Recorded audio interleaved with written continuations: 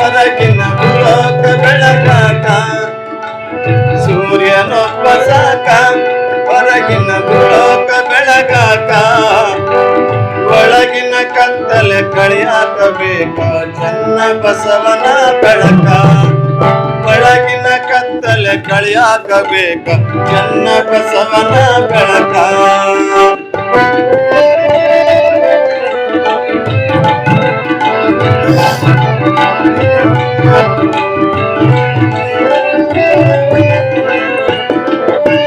ವಾಮನ ಕೆಲೂರ ಗ್ರಾಮ ನಾಮ ಸೀಮೆಗಳ ನೇಮ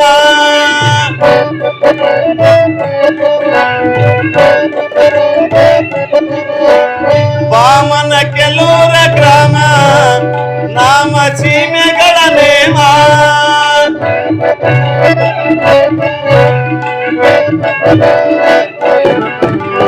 ಒಟಗಲ್ಲಯ್ಯನ ಪ್ರೇಮ ಚನ್ನ ಬಸವನ ನಾಮ ಒಟಗಲ್ಲಯ್ಯನ ಪ್ರೇಮ ಚನ್ನ ಬಸವನ ನಾಮ ಸೂರ್ಯನೊಬ್ಬ ಸಾಕ ಹೊರಗಿನ ಭೂಲೋಕ ಬೆಳಗಾಕ ಒಳಗಿನ ಕತ್ತಲೆ ಕಳೆಯಾಕಬೇಕ ಚನ್ನ ಬಸವನ ಬೆಳಕ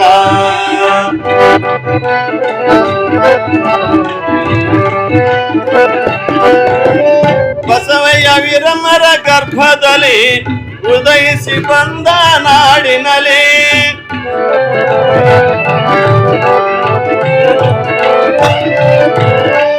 ಬಸವಯ್ಯ ವಿರಮರ ಗರ್ಭದಲ್ಲಿ ಉದಯಿಸಿ ಬಂದ ನಾಡಿನಲ್ಲಿ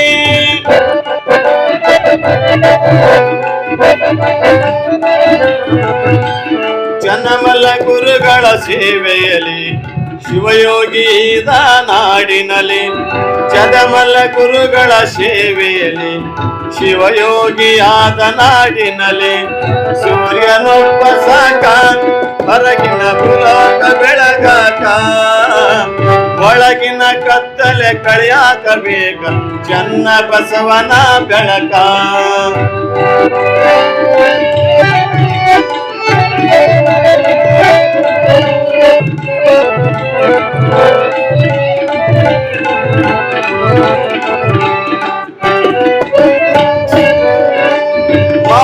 ಮಹಾದಾಸೋಹಿತಾತ ಮಹಾಮಹಿಮನೀತ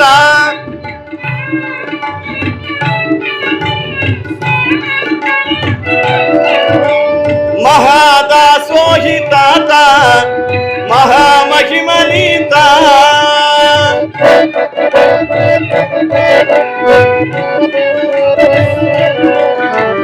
ಸಂತಾನ ಭಾಗ್ಯವ ನೀಡಿ ಅನಂತ ಲೀಲೆಗಳ ಮಾಡಿ ಸಂತಾನ ಭಾಗ್ಯವ ನೀಡಿ ಅನಂತ ಲೀಲೆಗಳ ಮಾಡಿ ಸೂರ್ಯನೊಬ್ಬ ಸಾಕ ಹೊರಗಿನ ಭೂಲೋಕ ಬೆಳಗಾಕ ಸೂರ್ಯನೊಬ್ಬ ಸಾಕ ಹೊರಗಿನ ಭೂಲೋಕ ಬೆಳಗಾಕ ಒಳಗಿನ ಕತ್ತಲೆ ಕಳೆಯಾಕಬೇಕ ಚನ್ನ ಬಸವನ ಬೆಳಕ ಒಳಗಿನ ಕತ್ತಲೆ ಕಳೆಯಾಕಬೇಕ ಒಳ ಬಳ್ಳಾರಿಯ ಬೆಳಕ ಸೂರ್ಯನೊಬ್ಬ ಸಾಕ ಹೊರಗಿನ ಭೂಲೋಕ ಬೆಳಗಾಕ ಒಳಗಿನ ಕತ್ತಲೆ ಕಳೆಯಾಕಬೇಕು ಚನ್ನ ಬಸವನ ಬೆಳಕ ಚನ್ನ ಬಸವನ ಬೆಳಕ ಚನ್ನ ಬಸವನ ಬೆಳಕ ಸಾಂಬ ಜೈನ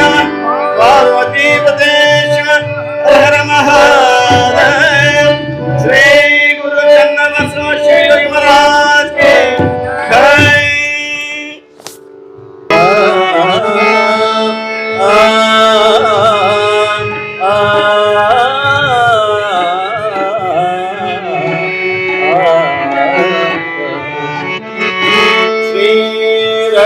ರಜತಗಿರಿಯಂತೆ ಶೋಭಿಪ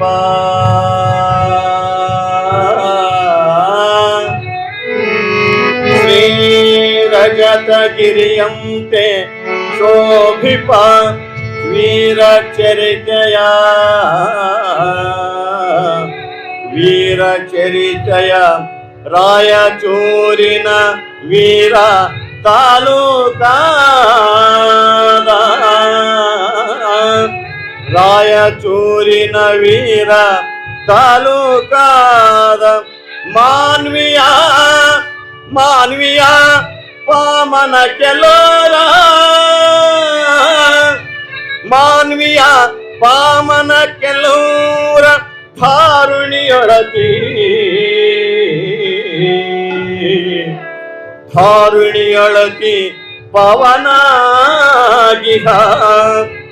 ಪಾವನಾಗಿಹ ಚಾರು ಶ್ರೀ ಒಟುಗಲ್ಲು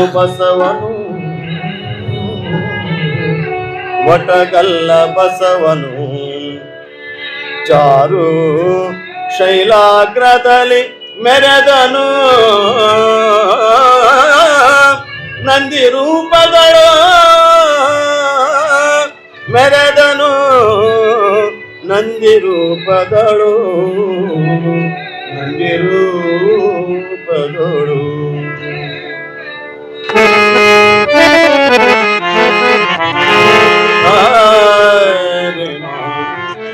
ಹೂವಿಯ ಒಟಗಲ್ಲು ಬಸವನಿಂದಲೇ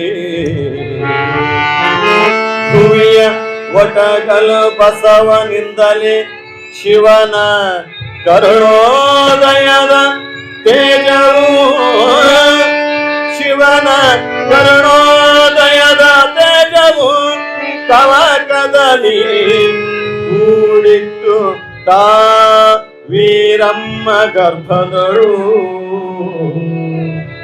ತವಕದಳು ಕೂಡಿತ್ತು ವೀರಮ್ಮ ಗರ್ಭದಳು ಭವದ ದುಃಖವ ಕಳವ ಗಣವರ ಅವನಿಯಳು ಖ್ಯಾತಿಯನ್ನು ಪಡೆಯುವ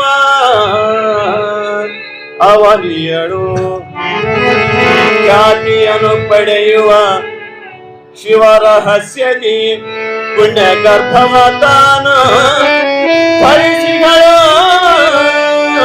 ಪುಣ್ಯ ಗರ್ಭವ ತಾನು ಧರಿಸಿಗಳು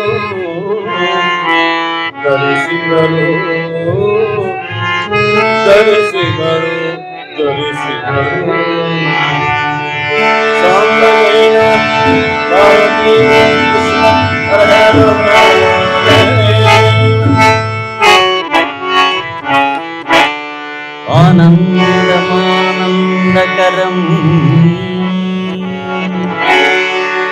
प्रसन्न ज्ञानस्वरूपं निजबोधयुक्तं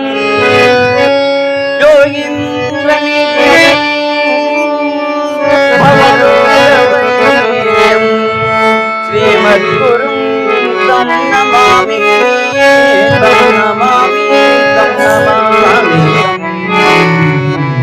नमामि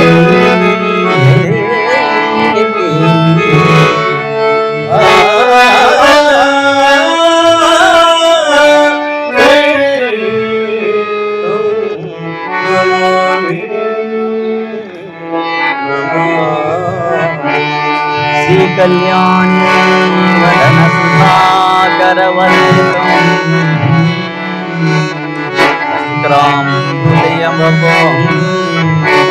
लोकत्रयाधिपति करुणाकर निमगिगे सौख्यं शिवलिंगं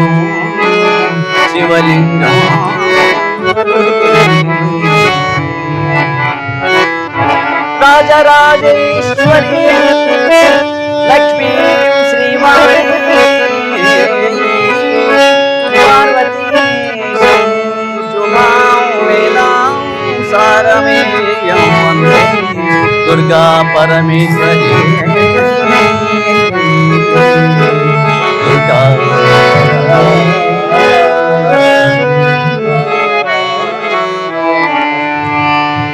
जय नमः पार्वती पति हर हर महादेव ಜಯಕಾರ ಓದೋರಿಗೆ ಮಾತ್ರ ಅಥವಾ ಪ್ರವಚನಕಾರರಿಗೆ ಮಾತ್ರ ಅಲ್ಲ, ನಾವು 4 ಜನ ಕೇಳುಗರು ಕುಂತ್ಕೊಂಡ್ರೆ ಊರಲ್ಲಿ ಅಲ್ಲೇನು 40 ಜನ ಇದ್ದಾರೆ ಅನ್ನತಕ್ಕಂಥ ಆ ಧ್ವನಿ ನಿಮ್ಮಲ್ಲಿ ಬರಬೇಕು. ನಾ ಹೇಳಿದೆ, ಶುಭವಾಗಿರ್ತಕ್ಕಂಥ ಶಂಕರನ ಆ ಜಯಕಾರ ಏನೆಲ್ಲವೂ ಕೂಡ ನಮ್ಮ ಶಕ್ತಿ ಕೊಡ್ತಾ ಇದೆ.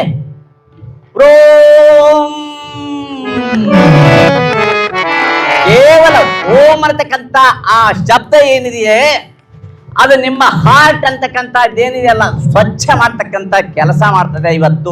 ಇವತ್ತು ಭಾರತ ದೇಶದ ಅತ್ತ ಇರ್ತಕ್ಕಂಥ ಜನ ಕಂಡಿಡಿದ್ದಾರೆ. ಓಂ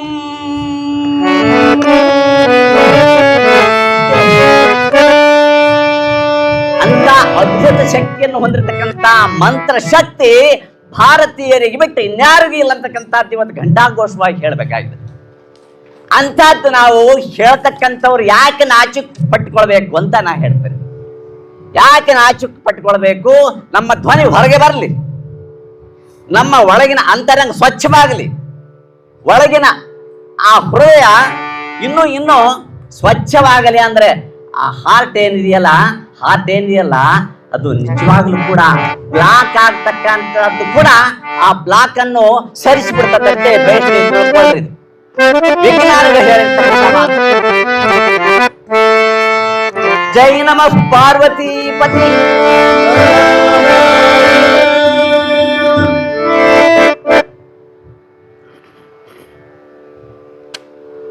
ಪರಮ ತಪಸ್ವಿಗಳು,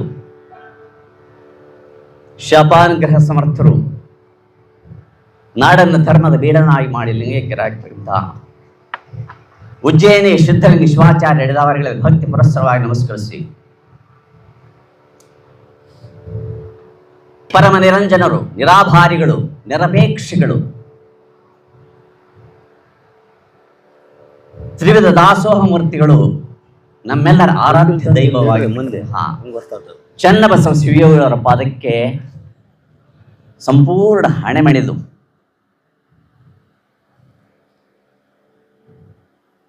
ಊರ ದೈವಗಳಿಗೆಲ್ಲ ನಮಸ್ಕರಿಸಿ, ಎನ್ನ ಪರಮಾರಾಧ್ಯರು, ಪರಮ ಪೂಜ್ಯರು, ಶರಣ ದೊಡ್ಡಯ್ಯಪ್ಪಗಳವರ ಮಹಾಮಾತೆ ಬಸವಾಂಬೆಯವರ ಪಾದಕ್ಕೆ ದೀರ್ಘದಂಡ ನಮಸ್ಕಾರಗಳನ್ನು ಸಮರ್ಪಣೆ ಮಾಡಿ, ಈ ಒಂದು ಕಾರ್ಯಕ್ರಮಕ್ಕೆ ಅಧ್ಯಕ್ಷತೆ ವಹಿಸಿ ಏನೆಲ್ಲವನ್ನು ನಡೆಸ್ತಕ್ಕಂತಹ ನಮ್ಮ ಪರಮ ಪೂಜ್ಯ ಸಹೋದರ ಮಾತ್ರ ಅಲ್ಲವರೆಲ್ಲ ತೀರ್ಥರೂಪರು, ಪೂಜ್ಯರು, ಶರಣರು ಆಗಿರ್ತಕ್ಕಂಥ ಎಲ್ಲರಿಗೂ ಕೂಡ ದಿವ್ಯ ನಮನಗಳನ್ನು ಸಮರ್ಪಣೆ ಮಾಡಿ, ಇವತ್ತಿನ ವೇದಿಕೆಯ ಮೇಲಿರ್ತಕ್ಕಂಥವರು ನೀವು ನೋಡಿರಬಹುದು, ಸಮೀಪದ ಸದ್ದೇಕೂಳೂರಿನ ವೇದಾಗಮ ಪಾಠಶಾಲೆಯ ಮುಖ್ಯಸ್ಥರು ಮತ್ತು ಅದಕ್ಕೆ ಎಲ್ಲ ರೀತಿಯಿಂದ ಚಾಲನೆ ಮಾಡಿ ಸುಮಾರು 20 ವಿದ್ಯಾರ್ಥಿಗಳನ್ನು ನಡೆಸ್ತಕ್ಕಂಥ ಒಂದು ಪಾಠಶಾಲೆ ಸಮೀಪದಲ್ಲಿದೆ ಅಂತಕ್ಕಂಥದ್ದು ಬಹಳ ಜನಕ್ಕೆ ಗೊತ್ತಿಲ್ಲ ಅನ್ಸದೆ. ಅಲ್ಲಿ ಎಷ್ಟೋ ಜನ ವೈದಿಕ ಮಂತ್ರಗಳನ್ನು ಕಲಿತು ಪೂಜಾದಿಗಳನ್ನು ಸಕ್ರಮವಾಗಿ ಶಾಸ್ತ್ರಬದ್ಧವಾಗಿ ಹೇಳ್ತಕ್ಕಂಥ ಒಂದು ಪರಿಪಾಠವನ್ನು 20 ವಿದ್ಯಾರ್ಥಿಗಳಿಗೆ ಕಲಿಸ್ತಾ ಇದ್ದಾರೆ. ಒಟ್ಟುಗಳಿದ್ದಾರೆ ಅಲ್ಲಿ 20-25 ಅಂಥವರು ಈಗ ನಮ್ಮ ಈ ಸಭೆಗೆ ಬಂದಿರತಕ್ಕಂಥವರು. ಅಷ್ಟೇ ಅಲ್ಲ, ಆ ಒಂದು ವೇದಾಗಮ ಪಾಠಶಾಲೆ ಮತ್ತು ಮಲ್ಲಿಕಾರ್ಜುನ ಸ್ವಾಮಿಯ ದೇವಾಲಯಕ್ಕೆ ಸುಮಾರು 2 ಎಕರೆ ಭೂಮಿ ಕೊಟ್ಟಿರ್ತಕ್ಕಂಥ ಮಹಾ ದಾತ ಇದನ್ನು ಇಲ್ಲೇ ಕುಂತ್ಕೊಂಡಿದ್ದಾನೆ ನೋಡ್ರಿ, ಸೋಮಣ್ಣ ಅಂತಕ್ಕಂಥ ತಾತ. ಒಮ್ಮಿಂದೊಮ್ಮೆಲೆ ಕೇಳಿದ್ರೆ ಮಲ್ಲಿಕಾರ್ಜುನ ದೇವಾಲಯಕ್ಕೆ ಇಷ್ಟಂತ ಕೊಟ್ಬಿಟ್ಟ 1 ಎಕರೆ. ಮತ್ತೆ ಆ ಕಡೆಗೆ ಪೂಜೆ ಮಾಡಲಿಕ್ಕೆ ಮತ್ತು ಅಲ್ಲಿ ಇರ್ತಕ್ಕಂಥ ಆ ವಿದ್ಯಾಲಯದ ವಿದ್ಯಾರ್ಥಿಗಳಿಗೆ ನಾವು ಪಾಠಶಾಲೆ ಇಡಬೇಕು ಅನ್ನತಕ್ಕಂಥದ್ದು ಏರ್ಪಾಟ್ ಮಾಡಿದ್ರೆ ಅದಕ್ಕೂ 1 ಎಕರೆ ಕೊಟ್ಬಿಟ್ಟ. ನೋಡ್ರಿ ಎಷ್ಟು ಉದಾರಿಗಳು ಅನ್ನತಕ್ಕಂಥದ್ದು. ಜೀವಲ್ಲಿ ಕೊಡ್ತಕ್ಕಂಥ ಒಂದು ಮನಸ್ಸು ಇದ್ರೆ ಏನೆಲ್ಲವನ್ನು ನಾವು ತ್ಯಾಗ ಮಾಡ್ತೀವಿ ಅಂತಕ್ಕಂಥದ್ದಕ್ಕೆ ನಮ್ಮ ಸೋಮಣ್ಣನವರೇ ಉದಾಹರಣೆ. ಹೀಗೆ ಅನೇಕ ಭಟ್ಟಾದಿಗಳಲ್ಲಿ ದಯಮಾಡಿಸಿದ್ದಾರೆ. ಪ್ರತಿದಿನ ನಿಮಗೆಲ್ಲ ಕೂಡ ಸುಮಧುರವಾಗಿ ವಾಚನ ಮಾಡಿ ರಂಜಿಸ್ತಕ್ಕಂತಹ ಸನ್ಮಾನ್ಯ ಶ್ರೀ ಜಗದೀಶ್ ಗವಾಯಿಗಳವರೇ, ಹಾಗೆ ಪಕ್ಕದಲ್ಲಿರ್ತಕ್ಕಂಥ ಆತ್ಮೀಯರು, ವಯೋವೃದ್ಧರು ಮಾತ್ರ ಅಲ್ಲ, 81 ವರ್ಷ ಆದರೂ ಕೂಡ ಆನೆ ಕೇಳ್ತಕ್ಕಂಥದ್ದು ಇಲ್ಲ. ನನಗೆ ಆನಿಕೆ ಬೇಕಾಗೈತೆ ಅಲ್ಲಿ ಮೆಲ್ಲಕ್ಕೆ ಹಿಂದೆ ಗಾದಿಟ್ಟಾರ. ಯಾವ ಒಂದು ಆಧಾರ ಇಲ್ಲದೆ ಕುಂತ್ಕೊಂಡಿರ್ತಕ್ಕಂಥ ವ್ಯಕ್ತಿ 81 ವರ್ಷದ ದಿಲ್ರುಬಾ ವಾದನಕಾರ ಇಲ್ಲಿದ್ದಾರೆ. ಶಾಂತವೀರಯ್ಯನವರು, ಪಕ್ಕದಲ್ಲಿ ಆತ್ಮೀಯ ರಾಮು ಇದ್ದಾರೆ. ಇವೆಲ್ಲ ಮೇಳ ಅಂತಾರೆ. ಇದನ್ನ ಮೇಳ ಅನ್ನೋದು. ಒಂದು ಬಿಟ್ಟರೆ ಒಂದಿರೋದಿಲ್ಲ. ಹಾಡುಗಾರಿಕೆ ಬಿಟ್ಟರೆ ತಬಲ ಇರೋದಿಲ್ಲ, ತಬಲ ಬಿಟ್ಟರೆ ಹಾಡುಗಾರಿಕೆ ಇರೋದಿಲ್ಲ. ಇವೆಲ್ಲ ಮೇಳವಾದ್ರೆ ಮಾತ್ರ ಇದು ರಂಜಿಸ್ತತೆ ಅಂತಕ್ಕಂಥ ಒಂದು ಸಭೆ ಇದು. ಅಷ್ಟೇ ಅಲ್ಲ, ನಾಗರಹಾಳಿನ, ಅರಬನೂರು, BM ಸೂಗೂರು, ಕುಂಟನಹಾಳು, ಹಾಗೆ ಬೇರೆ ಬೇರೆ ಊರುಗಳಿಂದ ಸಂತೇಕೂಡ್ನೂರು ಹೀಗೆ ಬಂದಿರತಕ್ಕಂಥ ಅನೇಕ ಭಕ್ತಾದಿಗಳು ಬೇರೆ ಊರಿನಿಂದ ಶ್ರಮ ವಹಿಸಿ ಬರ್ತಾ ಇದ್ದಾರೆ. ನೋಡಿ ಎಷ್ಟು ಬಿಸಿಲು ಈಗ ನೋಡ್ತಾ ಇದ್ದೀರಿ ನೀವು. ಇವತ್ತಿನ ಪಾಠಶಾಲೆಗಳಲ್ಲಿ ನಿಮ್ಮನ್ನು ಕೇಳಿದ್ರೆ ಏನಂತೀವಿ, ಕಾಲಗಳೆಷ್ಟಂತ ನಿಮ್ಮನ್ನು ಕೇಳ್ತೀನಿ ನಾನು. ಇಲ್ಲಿ ಮುಂದೆ ಕುಂತ್ಕೊಂಡಿರಲ್ಲ. ಸೀಸನ್ಸ್ ಎಷ್ಟು?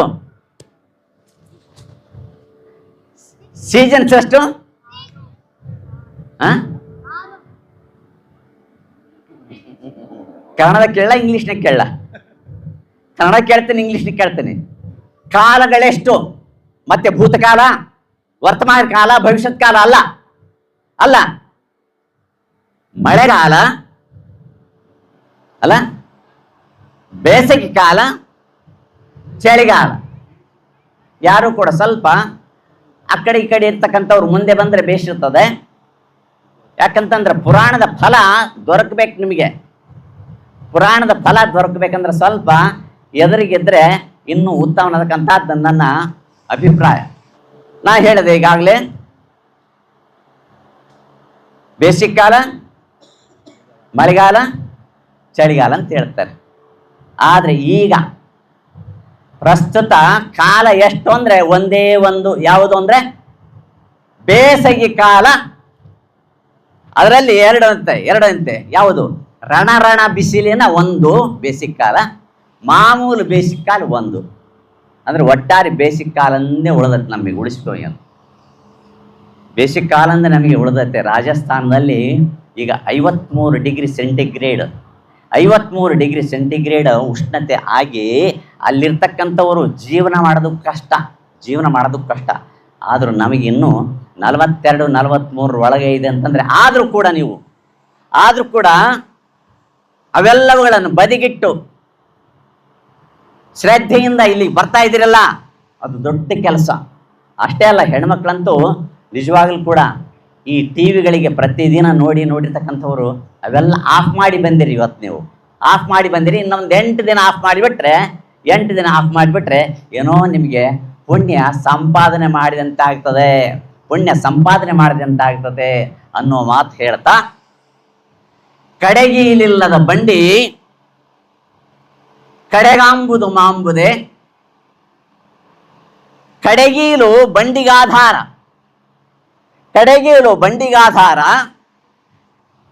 ಕಡುಗರ್ಪವೇರಿದ. ಬೇಸ್ ಕೇಳಬೇಕು, ವಚನ ಅರ್ಥ ಆಗಿಬಿಡ್ತದೆ ನಿಮಗೆ. ನಾನು ಸಣ್ಣ ಕತೆ ಹೇಳೋದು ಮಾತ್ರ ಮುಖ್ಯ ಅಲ್ಲ, ಯಾವನ್ನ ಅಲ್ಪ ಸ್ವಲ್ಪ ಸಣ್ಣ ನಗಿಸೋ ಕಥೆಗಳು ಹಾಗಾಗಿ ಬರ್ತಿರ್ತಾವೆ ಚುಟುಕಾಗಿ, ಅಷ್ಟೇ ಹೊರತು ಕಡೆಗೀಲಿಲ್ಲದ ಬಂಡಿ ಕಡೆಗಾಂಬುದು ಮಾಂಬುದೆ, ಕಡೆಗೀಲು ಬಂಡಿಗಾಧಾರ ಅಲ್ಲಿವರೆಗೆ ಸರಿ ಹೋಯ್ತು. ಮತ್ತೆ ಇನ್ನೊಂದು ಬಂಡಿ ತೆಗೆದಾನ, ಕಡುದರ್ಪವೇರಿದ ಈ ಒಡಲೆಂಬ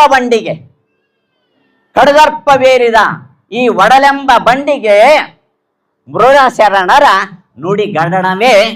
ನುಡಿಗಣವೇ ಕಡೆಗೀಲು ಕಾಣ ರಾಮನಾಥ ಅಂತೇಳಿ ದೇವರ ದಾಶಮಾರ್ಯರು ವಚನ ಹೇಳಿದಾರಲ್ಲ. ಕಡಾಣಿ ಅಂದ್ರು ಒಂದೇ, ಕಡಿಗೇಲು ಅಂದ್ರು ಒಂದೇ. ಕಡಾಣಿ ಅಂದ್ರೆ ಒಂದೇ, ಕಡಿಗೇಲು ಅಂದ್ರು ಒಂದೇ. ಏನೆಲ್ಲ ನಾವು ಶೃಂಗಾರ ಮಾಡಿಕೊಂಡು ಬಂಡಿಯನ್ನು, ಈಗ ಬಂಡಿ ಕಡಿಮೆ ಆಗಿಬಿಟ್ಟ, ಹಳ್ಳಿಗಳಲ್ಲಿ ಬಂಡಿ ಕೂಡ ಕಡಿಮೆ ಆಗಿಬಿಟ್ಟ. ಆಗಿನ ಕಾಲದಲ್ಲಿ ಮದುವೆಗಳಿಗೆ ಬಂಡಿ ಇರ್ತಿದ್ವು, ಶುಭ ಕಾರ್ಯಗಳಿಗೆ ಬಂಡಿ ಇರ್ತಾ ಇದ್ವು, ಏನಾದರೂ ಬೇರೆ ಒಂದು ಕರ್ಕೊಂಡು ಬರ್ಬೇಕಾದ್ರೂ ಬಂಡಿ ಇರ್ತಾ ಇದ್ವು. ಆ ಬಂಡಿ ಏನು ನಾವು ಶೃಂಗಾರ ಮಾಡಿ ಎತ್ತರಗಳು ಜೂಲ ಹಾಕಿ ಕೋಡಣಸ ಹಾಕಿ ಬಹಳವಾಗಿ ವಿಜೃಂಭಣೆಯಿಂದ ಹೋಗ್ತಾ ಇದ್ರೂ ಕೂಡ ಪ್ರಥಮವಾಗಿ ಆ ಬಂಡಿಗಾಲಿಗೆ ಕೊನೆಯಲ್ಲಿರ್ತಕ್ಕಂಥ ಕಡಾಣಿಯನ್ನು ಗಮನಿಸಬೇಕು. ಆ ಕಡಾಣಿಯನ್ನು ಗಮನಿಸಿದೆ ನೀವು ಹೊಡೆದ್ರೆ ಅಂದ್ರೆ ಬಂಡಿನ 4 ಹೆಜ್ಜೆ ಹೋಗೋದ್ರೊಳಗ ಬಿದ್ದು ಹೋಗಿಬಿಡ್ತದೆ ಬಂಡಿ, ಬಿದ್ದು ಹೋಗಿಬಿಡ್ತದೆ ಬಂಡಿ. ಹಾಗೆಯೇ ಈ ದೇಹವೆಂಬ ಬಂಡಿ, ಇದು ದೇಹವೆಂಬ ಬಂಡಿ ಎಂಥ ಬಂಡಿ ಅಂದ್ರೆ ಕಡುದರ್ಪವೇರಿದ ಬಂಡಿ, ಅಹಂಕಾರದಿಂದ ದರ್ಪ ಇರತಕ್ಕಂಥ ಬಂಡಿ ಇದು ಅಂತಾನೆ. ಸುಮ್ಮನೆ ಇರತಕ್ಕಂಥ ಬಂಡಿ ಅಲ್ಲದ, ಅಹಂ ಮಮಕಾರಗಳನ್ನು ಹೊಂದಿರತಕ್ಕಂಥ ಈ ಬಂಡಿಗೆ ಸ್ವಲ್ಪ ಕಡಾಣೆ ಹಾಕ್ಬೇಕು ಅಂತಿರ್ತಾರೆ ನೋಡ್ರಿ. ಕಡಾಣಿ ಇಲ್ದ ಬಂಡಿ ಇಚ್ಚ ಬಂದಂಗೆ ಹೋಗ್ತದಂತಾರೆ, ಕಡಾಣಿ ಇಲ್ದ ಬಂಡಿ ಇಚ್ಚ ಬಂದಂಗೆ ಹೋಗ್ತದಂತಾರ. ಅದಕ್ಕಾಗಿ ಕಡಾಣಿ ಇರಬೇಕು ಈ ಬಂಡಿಗೆ. ಅದುವೇ ಬೇರೆ ಯಾವುದೂ ಅಲ್ಲ, ಮೃಡ ಶರಣರ ನುಡಿಗಡಣ. ಮೃಡ ಶರಣರ ನುಡಿಗಡಣ ಅಂದ್ರೇನು? ಇಂತಹ ಪ್ರವಚನಾದಿಗಳು, ಪುರಾಣಾದಿಗಳು, ಆಶೀರ್ವಚನಗಳು ಏನು ಇರ್ತಾವಲ್ಲ, ಈ ಸತ್ಸಂಗದಲ್ಲಿ ಕುಳಿತುಕೊಂಡಿದ್ದೀರಲ್ಲ, ಇದು ಭಾಗ್ಯ ನಿಮ್ಮದು, ಇದು ಭಾಗ್ಯ ನಿಮ್ಮದು. ನಿಜವಾಗ್ಲೂ ಕೂಡ ನಾನು ಮತ್ತೆ ಹೇಳಬೇಕು, ನಾಗರಹಾಳ್ನ ಭಕ್ತರು ಇಷ್ಟೆಲ್ಲ ಕಷ್ಟಪಟ್ಟು ಖರ್ಚು ಮಾಡಿ ಯಾರಿಗಾಗಿ ಮಾಡ್ತಾ ಇದ್ದಾರೆ? ಸಕಲ ಜನಾಂಗದ ಒಳಿತಿಗಾಗಿ ಅನ್ನತಕ್ಕಂಥದ್ದು ನಾವು ತಿಳ್ಕೊಳ್ಬೇಕು. ಅದು ಮುಖ್ಯ. ಲೋಕ ಕಲ್ಯಾಣಕ್ಕಾಗಿ ಇಂತಹ ಕಾರ್ಯಗಳು ನಡೀತಾವೆ ಹೊರತು ಒಬ್ಬರ ಕಲ್ಯಾಣಕ್ಕಾಗಿ ಅಲ್ಲ ಅನ್ನತಕ್ಕಂಥದ್ದು ನಿರ್ಧರಿಸ್ಕೊಳ್ಬೇಕು ನಾವು. ಇಲ್ಲಿ ಯಾವ ಸ್ವಾರ್ಥ ಇಲ್ಲ, ಯಾವ ಆಸೆ ಇಲ್ಲ. ಎಲ್ಲವುಗಳನ್ನು ಬಿಟ್ಟು, ಮನೆ ಮಾರು ಬಿಟ್ಟು ಕೂಡ ನಿಂತುಕೊಂಡಿರ್ತಕ್ಕಂಥವರು ಉಂಟು ಇಲ್ಲಿ ಈ ಕೆಲಸಗಳಿಗಾಗಿ. ನಿಜವಾಗಲೂ ಕೂಡ ಅದನ್ನು ನಾವು ಭಕ್ತಿ ಅಂತ ಹೇಳ್ತೀವಿ.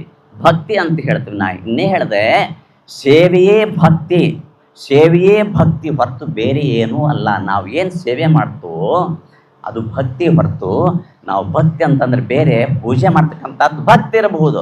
ಅದೇನೇ ಇರಲಿ, ನಾವು ಇಲ್ಲಿ ಈ ರೀತಿಯ ಕೆಲಸಗಳನ್ನು ಹಮ್ಮಿಕೊಂಡಿದ್ದೇವೆ ಅಂತಂದ ಮೇಲೆ ನಾವೆಲ್ಲರೂ ಹೆಚ್ಚು ಜನಸಂಖ್ಯೆಯಲ್ಲಿ ಬಂದು ಇಂತಹ ಕಾರ್ಯಕ್ರಮಗಳಲ್ಲಿ ಭಾಗಿಯಾದಾಗ ನಾವು ಕೃತಾರ್ಥರಾಗ್ತಾ ಇದ್ದೇವೆ, ದೊಡ್ಡವರ ಕೃಪೆಗೆ ಪಾತ್ರ ಆಗ್ತಾ ಇದ್ದೇವೆ ಅನ್ನತಕ್ಕಂಥ ಮಾತನ್ನು ಹೇಳಿ, ನಿಜವಾಗಲೂ ದೃಢಶರಣ ನುಡಿಗಣವನ್ನು ದಿನ ಇಲ್ಲಿ ಕೇಳ್ತಾ ಇದ್ದೀರಿ. ಹೀಗೆ ಆ ಪುರಾಣ ಸಾಗಿ ಬರ್ತಾ ಬಂಧುಗಳೇ, ನೇರವಾಗಿ ನಾವು ಕರ್ನಾಟಕದ ಭಕ್ತಿಯ ಜಿಲ್ಲೆ ಅಂತಂದ್ರೆ ರಾಯಚೂರು ಅಂತ ಹೇಳ್ತಾರೆ. ಇವತ್ತು ಭಕ್ತಿಯ ಜಿಲ್ಲೆ ಅಂದ್ರೆ ರಾಯಚೂರು ಅಂತ ಹೇಳ್ತಾರೆ. ಎಷ್ಟೋ ಶರಣರು, ಎಷ್ಟೋ ದೇವಾಲಯಗಳು ವಿಜೃಂಭಣೆಯಿಂದ ಅಲ್ಲಿ ಇದ್ದು ಜನಗಳಿಗೆ ಭಕ್ತಿಯನ್ನು ಹೆಚ್ಚಿಸ್ತಕ್ಕಂಥ ಒಂದು ಆ ಜಿಲ್ಲೆ ಅಂತಂದ್ರೆ ರಾಯಚೂರು ಜಿಲ್ಲೆ ಅಂತ. ಭತ್ತದ ಜಿಲ್ಲೆ ಮಾತ್ರ ಅಲ್ಲ ಅದು ಭಕ್ತಿಯ ಜಿಲ್ಲೆ ಕೂಡ ಅಂತಕ್ಕಂಥದ್ದನ್ನು ನಾವು ನೆನಪಿಟ್ಟುಕೊಳ್ಬೇಕು. ಅಂತ ಭಕ್ತಿಯ ಜಿಲ್ಲೆಯಾಗಿರ್ತಕ್ಕಂಥ ರಾಯಚೂರು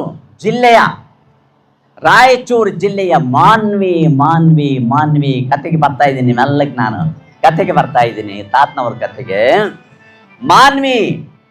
ಮಾನ್ವಿ ಸುತ್ತಮುತ್ತ ಕೂಡ ಭಾರಿ ಮಠ ಮಾನ್ಯಗಳಿವೆ. ಆ ಮಾನ್ವಿಯ ಪಾಮನ ಕೆಲೂರು ಊರು. ಕೇವಲ ಪಾಮನ ಕೆಲೂರು ಅಲ್ಲ, ಅದು ಕೈವಲ್ಯದ ಊರು ಅಂತ ಹೇಳ್ತಾ ಇದ್ದಾನೆ. ಕೈವಲ್ಯದ ಊರು ಅಂತೆ. ಯಾಕಂತಂದ್ರೆ ದೊಡ್ಡ ಶರಣರಾಗುವ ಮುಂದೆ ಹುಟ್ಟಿರ್ತಕ್ಕಂತಹ ಪವಿತ್ರವಾಗಿರ್ತಕ್ಕಂತಹ ಜನ್ಮಸ್ಥಳ ಪಾಮನ ಕೆಲೂರು. ಅಲ್ಲಿ ಪಾಮನ ಕೆಲೂರಿನಲ್ಲಿ ಒಟಗಲ್ಲ ಬಸವಣ್ಣ ಅಂತದ ನಮ್ಗೆ ಹಾಗೆ ಆದಿ ಬಸವಣ್ಣ ಅಂತದಾನೆ. ಸ್ವಲ್ಪ ದೂರ ಹೋದ್ರೆ ಪರಮೇಶ್ವರಯ್ಯ ಅಂತ ನಾವು ಅಂತೀವಲ್ಲ, ದೇವಾಲಯ ಐತೆ ನೋಡ್ರಿ, ಅರಣ್ಯ ದೂರ ಐತೆ, ನಮಗೆ ಊರ್ಲಿಂದ ದೂರ ಐತೆ. ಊರ್ಲಿಂದ ದೂರ ಇದ್ರು ಕೂಡ ಮನಸ್ಸಿನಿಂದ ದೂರ ಇಲ್ಲ ಪರಮೇಶ್ವರಯ್ಯ. ಅಲ್ಲ ನಿಮಗೆಲ್ಲ ಯಾವುದು ಕೂಡ ಈ ಒಕ್ಕಲತನ ಮಾಡ್ತಕ್ಕಂಥ ರೈತ ಬಾಂಧವರು ನಮ್ಮವರು ಪರಮೇಶ್ವರನ ಗುಡಿಗೆ ಹೋಗಿ ಮುಂದೆ ಹೋಗ್ತಾರೆ ಆ ಭಾಗದಲ್ಲಿದ್ದವರು. ಅಂದಮೇಲೆ ಊರ ಬಿಟ್ಟು ದೂರ ಇದೆ ಈ ಪಾವನ ಕೆಲವೂರಿನ ಒಟಗಲ್ಲ ಬಸವಣ್ಣ. ಯಾವುದದು? ನಾ ಕೇಳ್ತೀನಿ ನಿಮ್ಮ ಮುಂದಿರ್ತಕ್ಕಂಥ ವಿದ್ಯಾರ್ಥಿಗಳನ್ನು ನಾಳೆ ಕೇಳ್ತೀನಿ, ಅವರು ಹುಟ್ಟಿದ್ದೆಲ್ಲಿ, ಎಷ್ಟನೇ ಇಸ್ವಿ, ಪ್ರಾರಂಭ ನಾ ಏನು ಮಾಡಿದೆ, ಇದೆಲ್ಲ ಕೇಳ್ತೀನಿ. ನಿಮ್ಮನ್ನು ಜಾಗ್ರತೆಯಿಂದ ಕೇಳ್ತಿರಲ್ಲ, ಭಾರಿ ಹುಷಾರದಿಂದ ಕೇಳ್ತಿರಲ್ಲ. ಸರಿ, ಒಟಗಲ್ಲ ಬಸವಣ್ಣ ಸಮೀಪದಲ್ಲಿ ಇದೆ, ಸಮೀಪದಲ್ಲಿದೆ. ಆ ಒಟಗಲ್ಲ ಬಸವಣ್ಣ ಮಹಿಮಾತೀತ, ಮಹಾಮಹಿಮ ಅಂತೆ. ನೋಡಕ್ ನೋಡಿದ್ರೆ ಬಸವಣ್ಣ ಮಂಡಾಗಿಬಿಟ್ಟೈತೆ ಎಲ್ಲ, ಏನೂ ಇಲ್ಲ ದೇವಾಲಯ. ಇದೀಗ ಆದಿ ಬಸವಣ್ಣ ನೋಡ್ತಿರಲ್ಲ, ಇಲ್ಲೇ ಆದಿ ಬಸವಣ್ಣ ನೋಡ್ತಿರಲ್ಲ, ಆದಿ ಬಸವಣ್ಣನಿಗೆ ಎಷ್ಟೋ ಜನ ಶಿಷ್ಯರಿದ್ದಾರೆ, ಬಂದು ಇಲ್ಲಿ ನೈವೇದ್ಯ ಮಾಡಿಸಿ ಪೂಜೆ ಮಾಡಿಸಿ ಹೋಗ್ತಾರೆ. ಎಷ್ಟೋ ದೂರದಿಂದ ಮನೆ ದೇವರಾಗ್ಯಾನ ಆದಿ ಬಸವಣ್ಣ. ನಮಗೆ ಸಮೀಪ ಇದ್ದವ್ರಿಗೆ ಗೊತ್ತಿಲ್ಲ, ಅಷ್ಟೇನು ಹೋಗ್ತೀವಿ, ಅಟ್ಲಿಕ್ಕೆ ಕೊನೆ ಪಕ್ಷ ನಮಸ್ಕಾರ ಅಂತೂ ಮಾಡಿ ಹೋಗ್ತೀವಿ, ನಮಸ್ಕಾರ ಮಾಡ್ತೀವಿ. ಅಂದ್ರೆ ಅದರ ಆಕಾರ ಮುಖ್ಯ ಅಲ್ಲ, ದೇವಾಲಯದಲ್ಲಿರ್ತಕ್ಕಂಥ ದೇವರ ಆಕಾರ ಮುಖ್ಯ ಅಲ್ಲ. ನಮ್ಮ ದೇವಾಲಯದಲ್ಲಿ, ಈಶ್ವರ ದೇವಾಲಯದಲ್ಲಿ ಪಕ್ಕದಲ್ಲಿ ಬಸವಣ್ಣ ಐತಲ್ಲ, ನೀವು ಗಮನಿಸಿರ? ಅದಕ್ಕೆ ನನ್ನ ಆಕಾರ ಐತೇನ? ಆಕಾರ ಐತಾ? ಸುಮ್ಮನೆ ನಿಂತ್ಕೊಂಡ್ಬಿಟ್ಟಾನ. ಆಕಾರದಿಂದ ಮಾಡಿಲ್ಲ, ಅವೆಲ್ಲ ಉದ್ಭವ ಆಗಿರ್ತಕ್ಕಂಥವು ಇರಬಹುದೇನೋ ಅಂತ ಅನಿಸ್ತದೆ ನನಗೆ. ಆಕಾರದಿಂದ ಮಾಡಿರೋ ಬೇರೆ, ಬಹಳ ಕೆತ್ತನೆ ಇರ್ತದೆ, ಶಿಲ್ಪಕಲೆ ಇರ್ತದೆ, ಬಹಳ ನೈಸಾಗಿ ಮಾಡಿರ್ತಾರೆ, ಅವೆಲ್ಲ ಸರಿ. ಆದ್ರೆ ಈಶ್ವರ ಲಿಂಗದ ಪಕ್ಕದಲ್ಲಿರ್ತಕ್ಕಂಥ ಬಸವಣ್ಣ ಇದಾನಲ್ಲ, ಆತನ ನೋಡ್ರಿ, ಮತ್ತೆ ಹೇಗಿದ್ದಾನೆ ನೋಡ್ರಿ, ಹೇಗಿದ್ದಾನೆ, ಎಕಡೆಗೆ ಆಕಾರ ಐತೆ. ಒಂದ್ಸತ್ಲಿ ನಮ್ಮ ಅವ್ವ ಅಜ್ಜಿ ದೇವಾಲಯಕ್ಕೆ ಹೋದಾಗ ಈಶ್ವರ ದೇವರ ಸಮೀಪಕ್ಕೆ ಹೋಗಿ ನಮಸ್ಕಾರ ಮಾಡಿದ್ಮ್ಯಾಗ ಈ ಕಡೆ ಬಸವಣ್ಣ ನೋಡ್ಲಿ ಅಂತೆ. ಹೆಂಗೈತೆ ನೋಡಿ ಬಸವಣ್ಣ, ಆಕಾರ ಎಲ್ಲ ಏನಿಲ್ಲ ಅನ್ಲಂತೆ, ಆಕಾರ ಎಲ್ಲ ಏನಿಲ್ಲ. ಸೊ ಹೆಂಗ್ ಮಾಡ್ಯಾರ ಅಂತ ಅಂದಗಳಿದ್ರೆ ಅಲ್ಲಿರ್ತಕ್ಕಂಥ ಪಕ್ಕದಲ್ಲಿರ್ತಕ್ಕಂಥ ದೊಡ್ಡದಾಗಿರ್ತಕ್ಕಂತಹ ರಾಡಿತ್ತಂತೆ, ಟಕ್ ಅಂತ ಬಿದ್ದು ಬಿಡ್ತಂತೆ. ಇನ್ನು ಸ್ವಲ್ಪರಲ್ಲೇ ತಲೆಗೆ ಬಡಿತಾ ಇತ್ತು ಅಂತೆ ನಮ್ಮ ಅಜ್ಜಿಗೆ ಅಂತ ಹೇಳ್ತಾ ಇದ್ಲು. ಅದಕ್ಕೆ ನಾ ಯಾಕೆ ಹೇಳಿದಂತಂದ್ರೆ, ದಟ್ಟಡವಿಯಲ್ಲಿರಲಿ, ಊರು ಮಧ್ಯೆ ಇರಲಿ,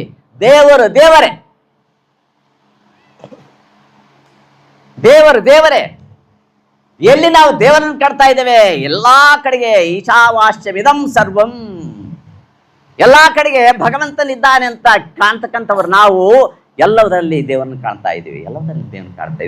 ಒಟಗಲ್ಲ ಬಸವಣ್ಣ ಅಲ್ಲಿ ಇದ್ದಾನೆ. 6 ಋತುಗಳ ರಾಜ ಆಗಿರ್ತಕ್ಕಂಥ ವಸಂತ ಋತು ಬಂತು. ಆಗ ಸವಿನಯದಿಂದ ಆ ಒಟಗಲ್ಲ ಬಸವಣ್ಣನ ಭಕ್ತರಾಗಿರ್ತಕ್ಕಂತಹ ಪಾಮ ಕೆಲವೂರಿನ ಬಸವಯ್ಯ ಮತ್ತು ವೀರಾಂಬೆ ಎನ್ನುವ ದಂಪತಿಗಳು, ಬಸವಯ್ಯ ವೀರಮ್ಮ ಅಂತಕ್ಕಂತಹ ದಂಪತಿಗಳು ಈ ಭವಬಂಧನದಲ್ಲಿ ಸಾಕಾಗಿಬಿಟ್ಟಿದೆ, ನಮಗೆ ಮಕ್ಕಳಿಲ್ಲಂಗೆ ಹೀಗೆ ಹೋಗ್ತಾ ಇದ್ದೀವಿ, ಏನು ಮಾಡ್ಬೇಕು ಆಲೋಚನೆ ಮಾಡ್ತಾ ಇದ್ರಂತೆ. ಮಕ್ಕಳಿಲ್ಲ ಅಂತ ಹೇಳಿ ಮಕ್ಕಳ ಭಾಗ್ಯಕ್ಕಾಗಿ ಒಟಗಲ್ಲ ಬಸವೇಶ್ವರನ ಹತ್ತಿರ ವ್ರತ ಮಾಡ್ತಾ ಇದ್ದಾರೆ. ಯಾರು? ತಾಯಿ ಆಗಿರ್ತಕ್ಕಂತಹ ವೀರಂ. ನಾವೇನು ವ್ರತ ಮಾಡಿದ್ರು ಕೂಡ, ಬೇರೆ ಏನು ನಿಯಮಗಳನ್ನು ಮಾಡಿದ್ರು ಕೂಡ, ಹೆಣ್ಣು ಮಕ್ಕಳೇ ಕ್ರಮಬದ್ಧವಾಗಿ ಮಾಡ್ತಕ್ಕಂಥವ್ರು ಅಂತಕ್ಕಂಥದ್ದು ಮೊದಲಿಂದ ನಾವು ನೋಡ್ತಾ ಇದ್ದೀವಿ. ಏನೇ ವ್ರತ ಮಾಡ್ಲಿ ಅವರೇ ಮಾಡ್ಬೇಕು ಹೊರತು ನಮ್ಗೆ ಆಗೋದಿಲ್ಲ. ಅರ್ಜೆಂಟ್ ಒಂದೆರಡು ತಮ್ಮಿಗೆ ನೀರು ಹಾಕ್ಕೊಂಡ್ವೇನೋ, ಚಾಯ್ ಎಲ್ಲ ಹೇಳ್ರಿ ಅಂತೀವಿ ನಾವು. ಕ್ವಶನ್ ನೇರವಾಗಿ ಅಲ್ಲಿಗೆ ದ್ಯಾಸ್ ಹೋಗ್ತದೆ ನಮಗೆ. ಹೆಣ್ಮಕ್ಳಾದವ್ರು ಹಾಗಲ್ಲ, ಸ್ನಾನ ಮಾಡ್ತಾರೆ, ತಲೆಗೆ ಹಾಕ್ಕೊಳ್ತಾರೆ, ಆಮೇಲೆ ಸ್ನಾನ ಮಾಡಬೇಕು, ಪೂಜೆ ಮಾಡ್ತಾರೆ. ಎಷ್ಟು ಫೋಟೋಗಳಿದ್ರೆ ಅಷ್ಟು ಫೋಟೋಗಳು ದೇವ್ರ ಜಗಲಿಯ ಮೇಲಿರ್ತಕ್ಕಂಥವು ಒಂದೊಂದ್ಸರಿ 5 ಇರ್ತಾವ, 10 ಇರ್ತಾವ, 20 ಇರ್ತಾವ. ಓದಂಗಲ್ಲ ತಂದು ಹಾಕಿರ್ತೀವಿ, ಓದಂಗಲ್ಲ ತಂದಿಟ್ಟಿರ್ತೀವಿ. ಅವಿಷ್ಟನ್ನು ಕೂಡ ಬಹಳ ತಾಳ್ಮೆಯಿಂದ ಪೂಜೆ ಮಾಡ್ತಕ್ಕಂಥ ಶಕ್ತಿ ನಿಜವಾಗ್ಲು ಅಕಸ್ಮಾತ್ ನಿಮಗೂ ಇರ್ಬೋದು, ಗಂಡು ಮಕ್ಳಿಗೆ ಇರ್ಬೋದು. ನೀವು ಅಕಸ್ಮಾತ್ ಇಲ್ಲ ನಾವು ಮಾಡ್ತೀವಿ ಅಂತ ಕೈ ಎತ್ತಿದ್ರೆ ಎತ್ತಬಹುದು, ಅದೇನಿಲ್ಲ, ತಪ್ಪಲ್ಲ. ಹೆಚ್ಚು ಪ್ರಾಧಾನ್ಯತೆ ಅಂತಂದ್ರೆ ಮನೆಯಲ್ಲಿ ಇಂಥ ಕೆಲಸಗಳಿಗೆ ಅವರೇ ಬಹಳ ತಾಳ್ಮೆಯಿಂದಿರ್ತಕ್ಕಂಥವ್ರು ಅಂತಕ್ಕಂಥ ಮಾತನ್ನು ನಾನು ಇಲ್ಲಿ ಹೆಗ್ಗಳಿಕೆಂದು ಹೇಳ್ತೇನೆ. ಬಸವಮ್ಮ ಯಾರು ವೀರಮ್ಮನವರು ಆ ಒಟ್ಟಗಲ್ಲ ಬಸವಣ್ಣನವರ ವ್ರತ ಮಾಡ್ತಾರೆ. ನಿತ್ಯವೂ ಕೂಡ ಬೆಳಗಿನ ಹೊತ್ತಿನಲ್ಲಿ ಉಪವಾಸ, ಒಂದೊಪ್ಪತ್ತು ಊಟ, ರಾತ್ರಿ ಊಟ ಮಾತ್ರ 40 ದಿನಗಳವರೆಗೆ ಮಾಡ್ತಾಳೆ. ಒಂದು ಮಂಡಲದವರೆಗೆ ಮಾಡ್ತಾರೆ. ಯಾರು ಹೇಳಿದ್ರು ಅಂತಂದ್ರೆ ಅದೇ ಊರಿನ ಸುವರ್ಣಗಿರಿ ವಿರಕ್ತ ಮಠ ಅಂತ ಇದೆ ನೋಡ್ರಿ. ತಾತ್ನವ್ರ ಮಠ ಇಲ್ಲೇ ಏನೈತಲ್ಲ ಒಳಬಳ್ಳಾರಿ, ಅದು ಕೂಡ ಸುವರ್ಣಗಿರಿ ವಿರಕ್ತ ಮಠ. ನದಿ ಚಾಗಲಿ ಇದೆ ನೋಡ್ರಿ, ಅದು ಕೂಡ ಸುವರ್ಣಗಿರಿ ವಿರಕ್ತ ಮಠ. ಆಮೇಲೆ ಎದ್ದಲ್ ದೊಡ್ಡಿಯಲ್ಲಿ ಇದೆಯಲ್ಲ, ಅದು ಕೂಡ ಸುವರ್ಣಗಿರಿ ವಿರಕ್ತ ಮಠ. ಕೋಶಿಯಲ್ಲಿ ಇದೆಯಲ್ಲ, ಅದು ಕೂಡ ಸುವರ್ಣಗಿರಿ ವಿರಕ್ತ ಮಠ. ಅಂದ್ರೆ ಈ ವಿರಕ್ತ ಮಠದ ಶಾಖಾ ಮಠವು ಪಾವನಕೆಲ್ಲೂರಲ್ಲಿದೆ. ಅಲ್ಲಿ ಮಹಾಲಿಂಗ ಸ್ವಾಮಿಗಳಂತ ಬಹಳ ದೊಡ್ಡ ತಪಸ್ವಿಗಳು, ಬಹಳ ನಿರಾಡಂಬರ ಜೀವಿಗಳು ಅವ್ರು ಹೇಳಿರ್ತಾರೆ ಈ ಒಂದು ವ್ರತವನ್ನು ಮಾಡಬೇಕು ಅಂತೇಳಿ ಅಪ್ಪಣೆ ಕೊಟ್ಟಿರ್ತಾರೆ. ಅದರಂತೆ ವ್ರತ ಮಾಡ್ತಾ ಇದ್ದಾಳೆ. ತಾವೀರಮ್ಮ ಗರ್ಭದಳು ಭವದ ದುಃಖವ ಕಳೆವ ಗಣವರ ಅವನಿಯಳು ಖ್ಯಾತಿಯ ನಡೆಯುವ ಶಿವರಹಸ್ಯವ ಪುಣ್ಯ ಗರ್ಭವತು ತಾನು ಧರಿಸಿದಳು.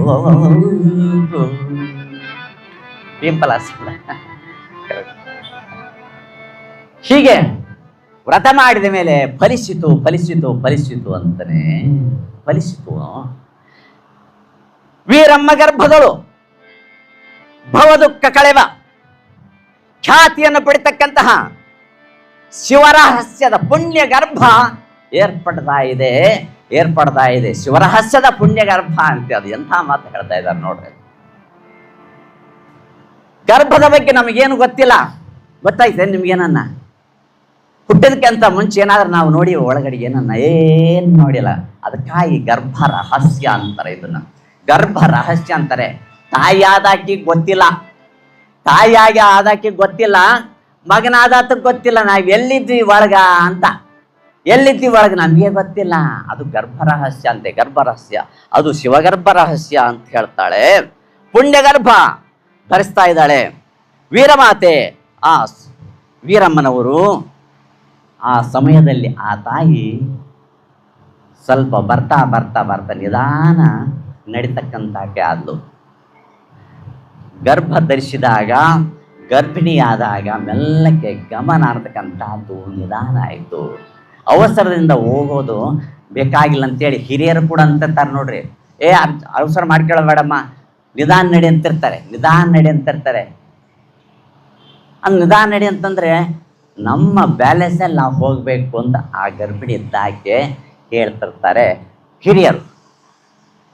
ಒಂದ್ಸಾರಿ ಒಬ್ಬ ಆಫೀಸರ್ ಮನೆಗೆ ಶ್ರೀಮಂತ ಬಂದ.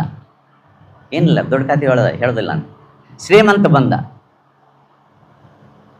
ಒಳಗಡೆ ಹೋಗ್ಯಾನೆ. ಕುರ್ಚಿ ಮೇಲೆ ಕುಂತ್ಕೊಂಡು ಟೇಬಲ್ ಮೇಲೆ ಒಂದು ಪೇಪರ್ ಇಟ್ಟು ಆ ಮನೆಯ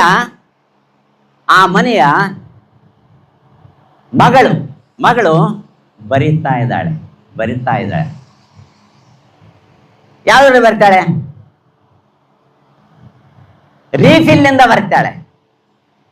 ರೀಫಿಲ್ ಅಂದ್ರೆ ಅರ್ಥ ಆಗ್ತಲ್ಲ? ರೀಫಿಲ್ ಅಂದ್ರೆ ಅರ್ಥ ಆಗ್ತಾ?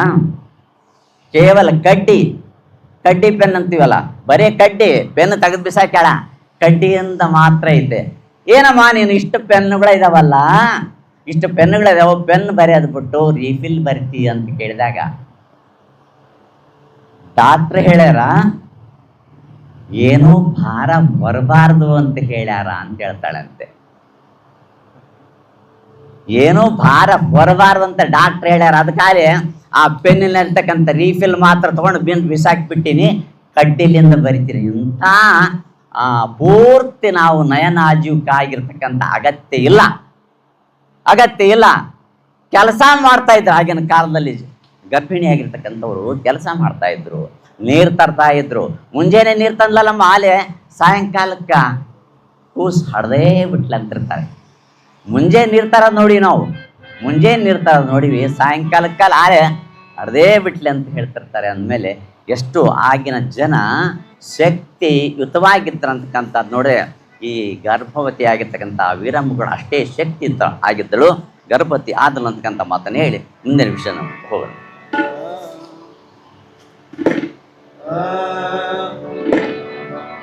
ಬಣ್ಣವು ಬದಲಾಗಿದೆ, ಚಿನ್ನದ ಕಡೆ ತಂದಿದೆ. ಬಣ್ಣವು ಬದಲಾಗಿದೆ, ಚಿನ್ನದ ಕಡೆ ತಂದಿದೆ. ಕಣ್ಣುಗಳು ಕಾಂತಿಯ ಕಪ್ಪಾಗಿದೆ. ಬಣ್ಣ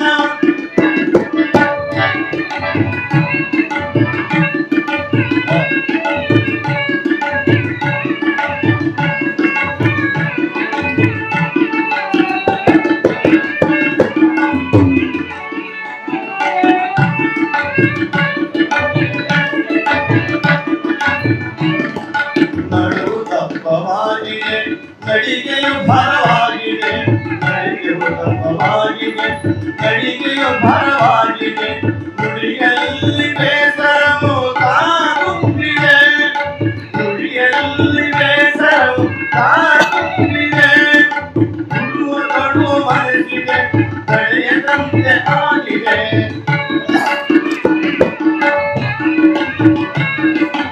ಉಡುವ ತೊಡುವ ಮನಸ್ಸಿಗೆ ತಡೆಯದಂತೆ ಆಗಿದೆ. ಪಡೆದ ತಂದೆ ತಾಯಿ ಮನೆಯ ಕರೆಯನ್ನು ಕಾಡಿದೆ. ಪಡೆದ ತಂದೆ ತಾಯಿಯನ್ನು ಕರೆಯನ್ನು ಕಾಡಿದೆ. ಬಣ್ಣವು ಬದಲಾಗಿದೆ, ಚಿನ್ನದ ಕಡೆ ತಂದಿದೆ. ಬಣ್ಣವು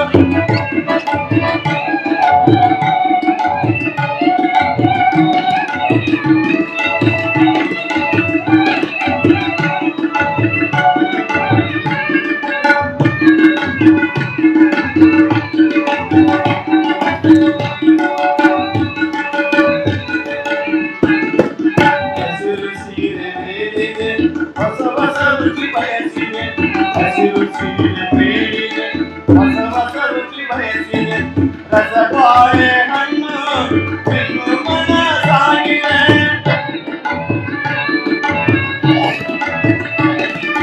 ಬಿಸಿಲಿಗೆ ಬರದಾಗಿದೆ, ಕೇಸರಿಗೆಯು ಬರುತ್ತಿದೆ. ಬಿಸಿಲಿಗೆ ಬರದಾಗಿದೆ, ಕೇಸರಿಗೆಯು ಬರುತ್ತಿದೆ. ಬೀಸುವ ಕುಟ್ಟುವ ಕೆಲಸವು ಕಟ್ಟಾಗಿದೆ. ಬೀಸುವ ಕುಟ್ಟುವ ಕೆಲಸವು ಕಟ್ಟಾಗಿದೆ. ಬಣ್ಣವು ಬದಲಾಗಿದೆ, ಚಿನ್ನದ ಕಡೆ ತಂದಿದೆ. ಬಣ್ಣವು ಚಿನ್ನದ ಕಡೆ ತಂದಿದೆ. ಬಣ್ಣಗಳು ಕಾಂತಿಯೋ ಕಪ್ಪಾಗಿದೆ. ಬಣ್ಣಗಳು ಕಾಂತಿಯೋ ಕಪ್ಪಾಗಿದೆ. ಬಣ್ಣ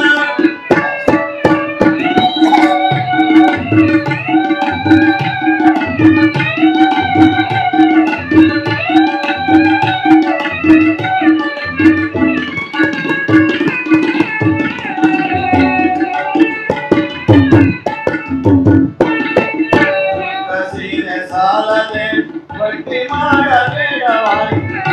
ಸೀರೆ ಸಾಲದೆ ಬಟ್ಟಿ ಬೇಡವಾಗಿದೆ. ಕಟ್ಟಿ ಕಟ್ಟಿ ಸೀರೆ ಗಂಟು ಕಿರಿದಾಗಿದೆ. ಕಟ್ಟಿ ಕಟ್ಟಿ ಸೀರೆ ಗಂಟು ಕಿರಿದಾಗಿದೆ. ಕೊಟ್ಟ ಕೂಸ ಸಾಲನೆ ಕಣ್ಣ ಕಾಣಲಾಗಿದೆ. ಕೊಟ್ಟ ಕೂಸ ಸಾಲನೆ ಕಣ್ಣ ಕಾಗಿದೆ. ಹೊಟ್ಟೆಯಲ್ಲಿ ಬಂಗಾರದ ಗಟ್ಟಿಯಾಗಿದೆ. ಹೊಟ್ಟೆಯಲ್ಲಿ ಬಂಗಾರದ ಗಟ್ಟಿಯಾಗಿದೆ. ಬಣ್ಣವು ಬದಲಾಗಿದೆ, ಚಿನ್ನದ ಕಡೆ ತಂದಿದೆ. ಬಣ್ಣವು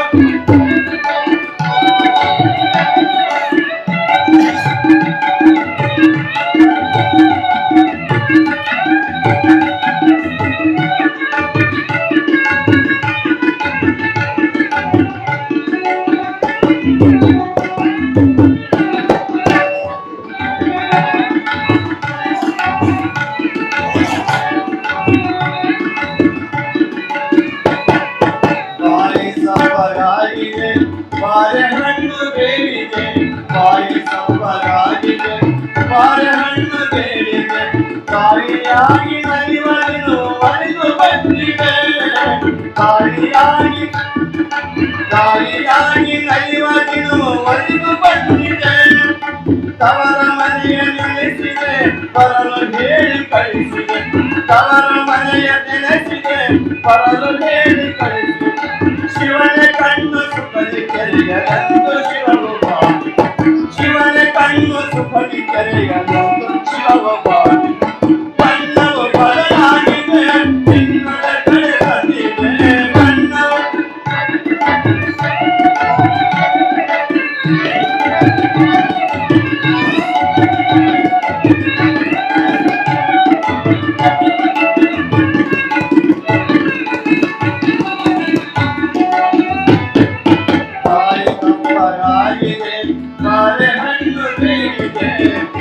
ಸಪ್ಪಗಾಗಿದೆ ಬಾಳೆಹಣ್ಣು ಬೇಡಿದೆ ತಾಯಿಯಾಗಿ ನಲಿವಳಿದು ಒಲಿದು ಬಂದಿದೆ ತಾಯಿಯಾಗಿ ನಲಿವಳಿದು ಒಲಿದು ಬಂದಿದೆ ಬಣ್ಣವು ಬದಲಾಗಿದೆ ಚಿನ್ನದ ಕಡೆ ಬಂದಿದೆ ಬಣ್ಣ ಬದಲಾಗಿದೆ ಚಿನ್ನದ ಕಡೆ ಬಂದಿದೆ ಕಣ್ಣುಗಳು ಕಾಂತಿವೆ ಕಣ್ಣುಗಳು ಕಾಂತಿವೆ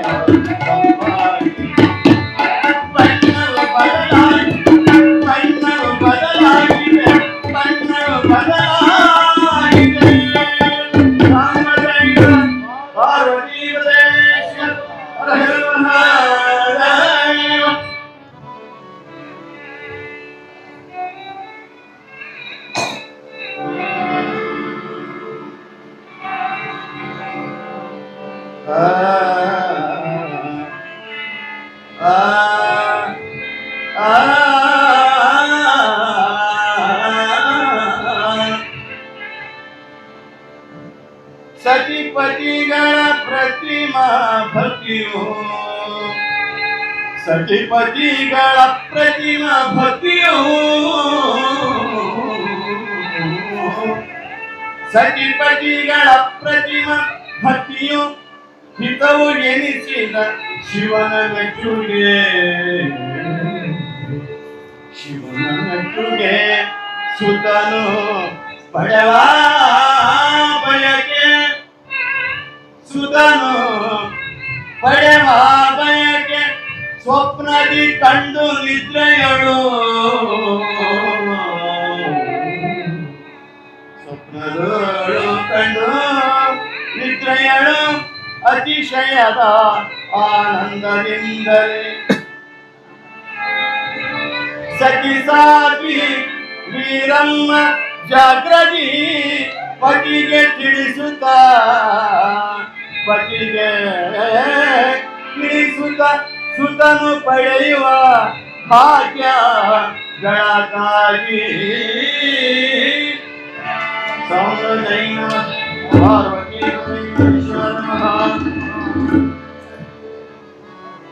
ಸತಿಪತಿಗಳ ಪರಮ ಭಕ್ತಿಯು ಹಿತವು ಎನಿಸಿದ ಶಿವನ ಮೆಚ್ಚುಗೆ ಸುತನು ಪಡೆವ ಬಯಕೆ ಸ್ವಪ್ನದಿ ಕಂಡು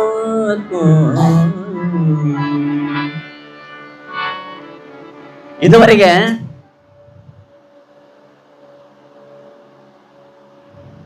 ಸಂಗೀತಗಾರರು ತಮ್ಮ ಒಂದು ಪದ್ಯದ ಮೂಲಕ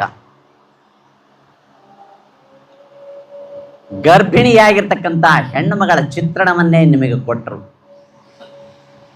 ನಾನು ಕೊಡುವ ಅಗತ್ಯ ಇಲ್ಲ. ಹಾಗೆ ವೀರಮಾಂಬೆ ಗರ್ಭ ಧರಿಸಿದಳೋ ಅವಾಗಲಿಂದ ಸಾಮಾನ್ಯರಂತೆ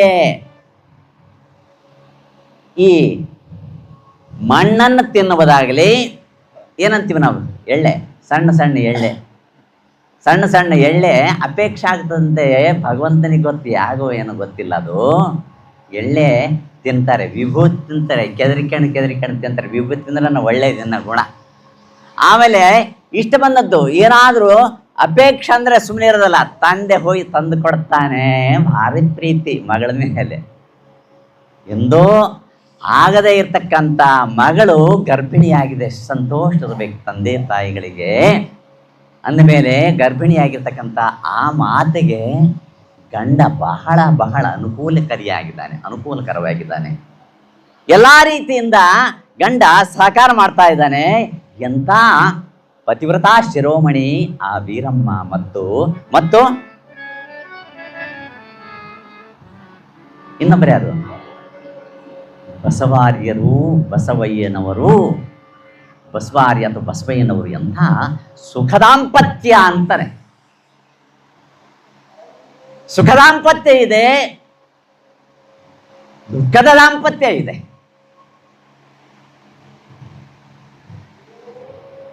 ಬಹಳ ಮಂದಿ ನೀವು ಅನ್ಬಹುದು, ನಮಗಂತೂ ಸುಖ ದಾಂಪತ್ಯ ಇಲ್ಲ.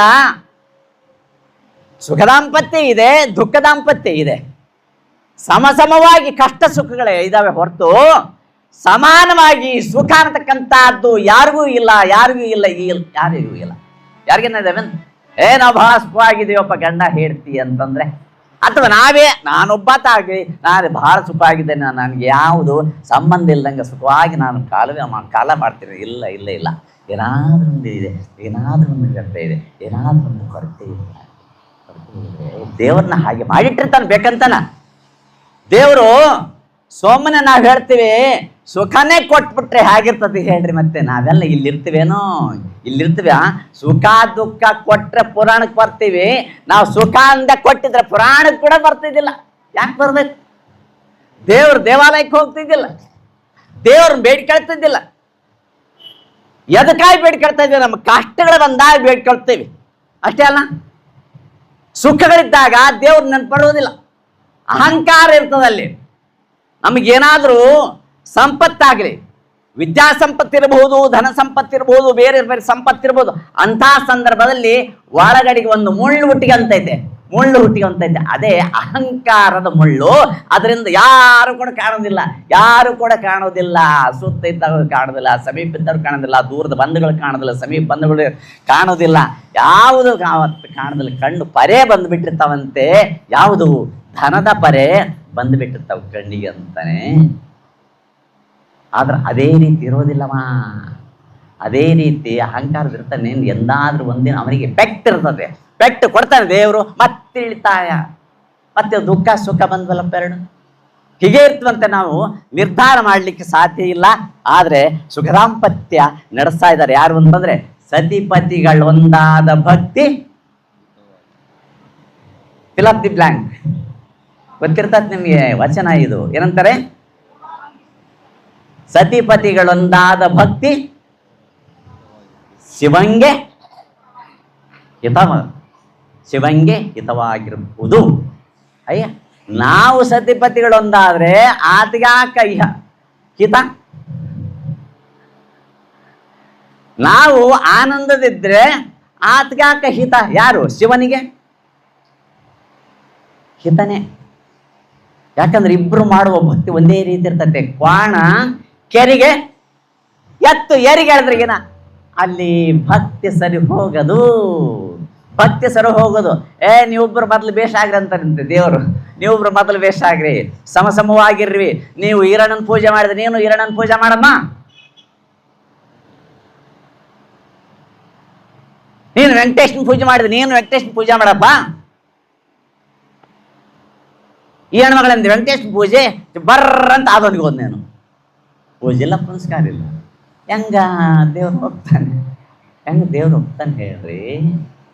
ಸಮವಾಗಿ ಯಾವುದೇ ಆಗಿರಲಿ ಹಂಚಿಕೊಳ್ಳಬೇಕು. ನಾವು ದಾಂಪತ್ಯದಲ್ಲಿ ಒಬ್ಬರಿಗೊಬ್ಬರು ಹಂಚಿಕೊಳ್ಳಬೇಕಂತ. ಸುಖವಾಗಲಿ ದುಃಖವಾಗಲಿ ಹಂಚಿಕೊಂಡು ಹೋದಾಗ ದಾಂಪತ್ಯ ಬಹಳ ಸುಖ ಇರ್ತದೆ. ದೇವರ ದಾಸಿಮಾರಿಯರ ಹೆಂಡತಿ ದುಗ್ಗಳೆ. ಹೇಳಿರಾ ಹೆಸರು? ದುಗ್ಗಳೆ ಅಂತ ಹೆಸರು. ಇಲ್ಲಿ ನಾನು ವೀರಮ್ಮ ಬಸವಾರ್ಯನಿಗೆ ಅನ್ವಯ ಮಾಡಿ ಹೇಳ್ತಾ ಇದ್ದೀನಿ. ಸುಮ್ಮನೆ ಅಡ್ಡಕತೆ ಅಲ್ಲ ಇದು. ಯಾರು? ದುಗ್ಗಳೆ ಮತ್ತು ದಾಸಿಮಾರ್ಯರು. ಅವರು ಮಗ್ಗ ನೇಯ್ತಕ್ಕಂಥ ಕೆಲಸ. ಅತ್ಯಂತ ಇಬ್ಬರು ಕೂಡ ಶೋಭಕ್ತರು. ಒಬ್ಬರಲ್ಲಿ ಕೂಡ ಎಳ್ಳಷ್ಟು ವ್ಯತ್ಯಾಸ ಇಲ್ಲ. ಗಂಡ ಬಟ್ಟೆಯನ್ನು ನೇಯುವಾಗ ಆತ ಹೇಳ್ತಾನಂತೆ ಒಂದ್ಸಾರಿ ಅಲ್ಲಿಗೆ ಒಬ್ಬ ಭಕ್ತ ಬಂದಾನೆ. ಭಕ್ತ ಬಂದು ಕುಂತ್ಕೊಂಡಾನೆ. ತನ್ನ ಸಂಸಾರದ ದುಃಖಗಳನ್ನು ಹೇಳಿಕೊಳ್ಳಿಕ್ಕೆ ಬಂದನ ಆತ ಅಲ್ಲಿಗೆ. ಆತ ಬಂದದ್ದು ನೋಡಿ ಕೂಡ್ರಿ ಅಂತ ಹೇಳಿದ. ಏನ್ ನೀವು ಬಂದಿರಂತಂದ್ರೆ ಎಲ್ಲ ಹೇಳಕ್ ಹೋದಾತ. ಎಲ್ಲ ಹೇಳಕ್ ಹೋದ. ಭಾರಿ ದಿನ ಆಯ್ತು, ನಮ್ಮಲ್ಲಿ ಏನು ಸ್ವಾರಸ್ಯ ಇಲ್ಲ. ನಾನೊಂದು ಕಡೆಗೆ ಆತೊಂದು ಕಡೆಗೆ ಹೇಳಕ್ ಶುರು ಮಾಡಿಬಿಟ್ಲು. ಸುಮ್ನಿರಮ್ಮ, ಸ್ವಲ್ಪ ಪುರಾಣ ಸುಮ್ನಿರು. ನಿನ್ನ ಒಂದು ರಾಮಾಯಣ ಇರು, ನಾನು ಇಲ್ಲಿ ಸ್ವಲ್ಪ ಕೆಲಸ ಐತಿ, ನೇಯ್ತಿರ್ತೀನಂತ. ನಾನು ಕೇಳೋ ಪ್ರಶ್ನೆ ನೀನು ಮಾಡೋ ಉತ್ತರ ಏನಂತ ಹೇಳ್ತಾರೆ ಆಕೆ. ನಾ ಕೇಳೋದು ಇದು, ನೀನೇನು ಹೇಳ್ತಿ? ಸುಮ್ಮನೆ ಕೂಡಮ್ಮ ಅಂತ ಹೇಳ್ತಿ. ಸುಮ್ಮನೆ ಕೂಡಂತ ಹೇಳಿ ಒಳಗೆ ದುಗ್ಗಡೆ ಇದ್ದಾಳೆ. 12 ಗಂಟೆ ಸಮಯ ಆ ನೇಯ್ಗೆಯನ್ನು ನೇಯ್ತಾ ಇದ್ದಾನೆ. ದುಗ್ಗಡೆ ಅಂತ ಪ್ರಶ್ನೆ ಮಾಡ್ತೇವೆ. ದುಗ್ಗಡೆ, ಬೇಗ ದೀಪ ತೆಗೆದುಕೊಂಡು ಬಾ.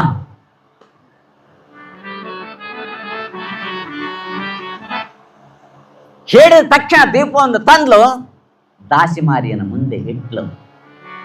ಅಲ್ಲಿ ಕುಂತ್ಕೊಂಡದ್ದು ಏನಂತಾನೆ, ಈಗ ನೋಡಿದ್ರೆ ಮಧ್ಯಾಹ್ನ ಬಿಸಿಲು ಐತೆ, ಈತ ದೀಪ ತಗೊಂಡ್ ಬಾ, ನಾನು ಈ ನೇಯ್ಗೆ ಮಾಡ್ತೀನಿ ಅಂತನಲ್ಲ. ಈಗ ಎಂಥ ಮೂರ್ಖ ಇರ್ಬೋದು ಅಂತ ಮನುಷ್ಯನಾಗ ಅಂದ್ಕೊಂಡಂತೆ. ಒಂದನೇ ಪ್ರಶ್ನೆ ಆಯ್ತು. ಆಮೇಲೆ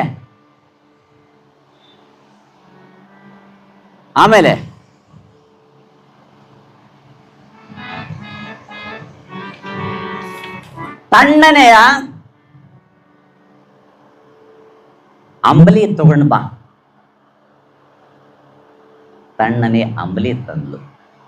ಒನಕೆ ತಗೊಂಬ ಅಂತಂದಂತೆ. ಇದೇ ಅದಕ್ಕೆ ಒನಕೆ ತಗೊಂಬಂದು ಒನಕೆ ತಂದಿಟ್ಟು. ಇವೆಲ್ಲದಕ್ಕ ಚಾಚು ತಪ್ಪದೆ ಏನು ಹೇಳ್ತಾನೋ ಅವನ್ನು ಮಾಡಿದಳಲ್ಲ ದುಗ್ಗಡೆ. ಏನೊಂದು ಪ್ರಶ್ನೆ ಮಾಡಲಿಲ್ಲ. ಯಾಕಂತಂದ್ರೆ ಯೋಗ್ಯನಾಗಿರ್ತಕ್ಕಂಥ ಶರಣ ಏನೋ ಒಂದು ಸಮಸ್ಯೆ ಇದೆ, ಆ ಸಮಸ್ಯೆಯನ್ನು ಬಿಡಿಸಲು ಈ ರೀತಿ ನನಗೆ ಪ್ರಶ್ನೆ ಮಾಡಿ ಒಂದೊಂದನ್ನಾಗಿ ವಿರೋಧವಾಗಿ ಹೇಳ್ತಾ ಇದ್ದಾನೆ. ಬಿಸಿಲಲ್ಲಿ ಏನು ಹೇಳ್ತಾ ಇದ್ದಾನೆ? ಆ ದೀಪ ತಗೊಂಡು ಬಾ ಅಂತ ಹೇಳ್ತಾ ಇದ್ದಾನೆ. ಹೀಗೆಲ್ಲ ಪ್ರಶ್ನೆಗಳು ಮಾಡ್ತಾ ಇದ್ದಾನಲ್ಲ, ಇದು ನಿಜವಾಗ್ಲೂ ಕೂಡ ಆಕೆ ಒಂದಿಷ್ಟು ಕೂಡ ಸಿಟ್ಟು ಮಾಡಿದ ತಂದಿಟ್ಲಲ್ಲ, ಅದು ಪತಿವ್ರತಾ ಭಕ್ತಿ ಅಂತಾರೆ.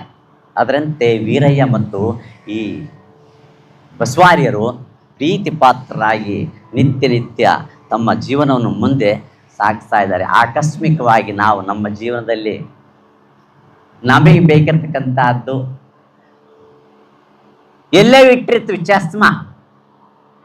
ಚಸ್ಮೆ ಎಲ್ಲೇ ಇಟ್ಟಿರ್ತೀವಿ, ಏನನ್ನು ಓದಕ್ಕೆ ಬೇಕು, ಅದಕ್ಕೆ ಬೇಕು, ಇದಕ್ಕೆ ಬೇಕು, ಸ್ವಲ್ಪ ಚಾಳಿಸ್ ತಗೊಂಬ ಅಂತ ಮನೆಗೆ ಹೇಳ್ತೀವಿ.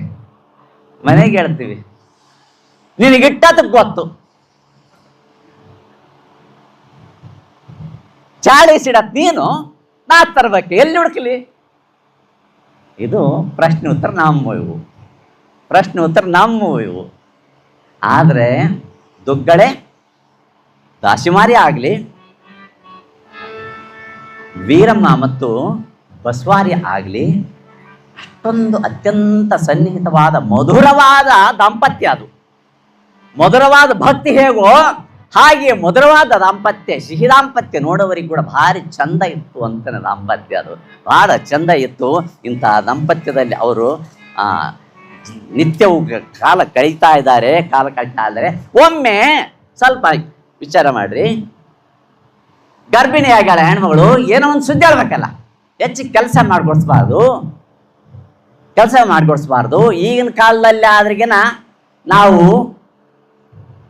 ನಮ್ಮ ಮದುವೆ ಫೋಟೋಗಳನ್ನು ತೆಗೆದು ಪಕ್ಕದಲ್ಲಿ ಇಟ್ಕೊಂಡು ಒಬ್ಬರಿಗೊಬ್ಬರು ನೋಡ್ಕೊಂತ ಹೋಗ್ತೀವಿ, ಟೈಮ್ ಪಾಸ್ ಮಾಡ್ತೀವಿ. ಇವಾಗೆಲ್ಲ ಏನು ಆಲ್ಬಮ್ ಬಂದವಲ್ಲ, ಅವೆಲ್ಲ ತೆಗೆದು ಒಂದೊಂದನ್ನಾಗಿ ನಾ ಹೆಂಗಿದ್ದು ನೋಡ್ರಿ. ಅವಾಗ ಎಷ್ಟು ದಟ್ಟವಾದ ಕೂದಲಿದ್ವು ನನಗೆ,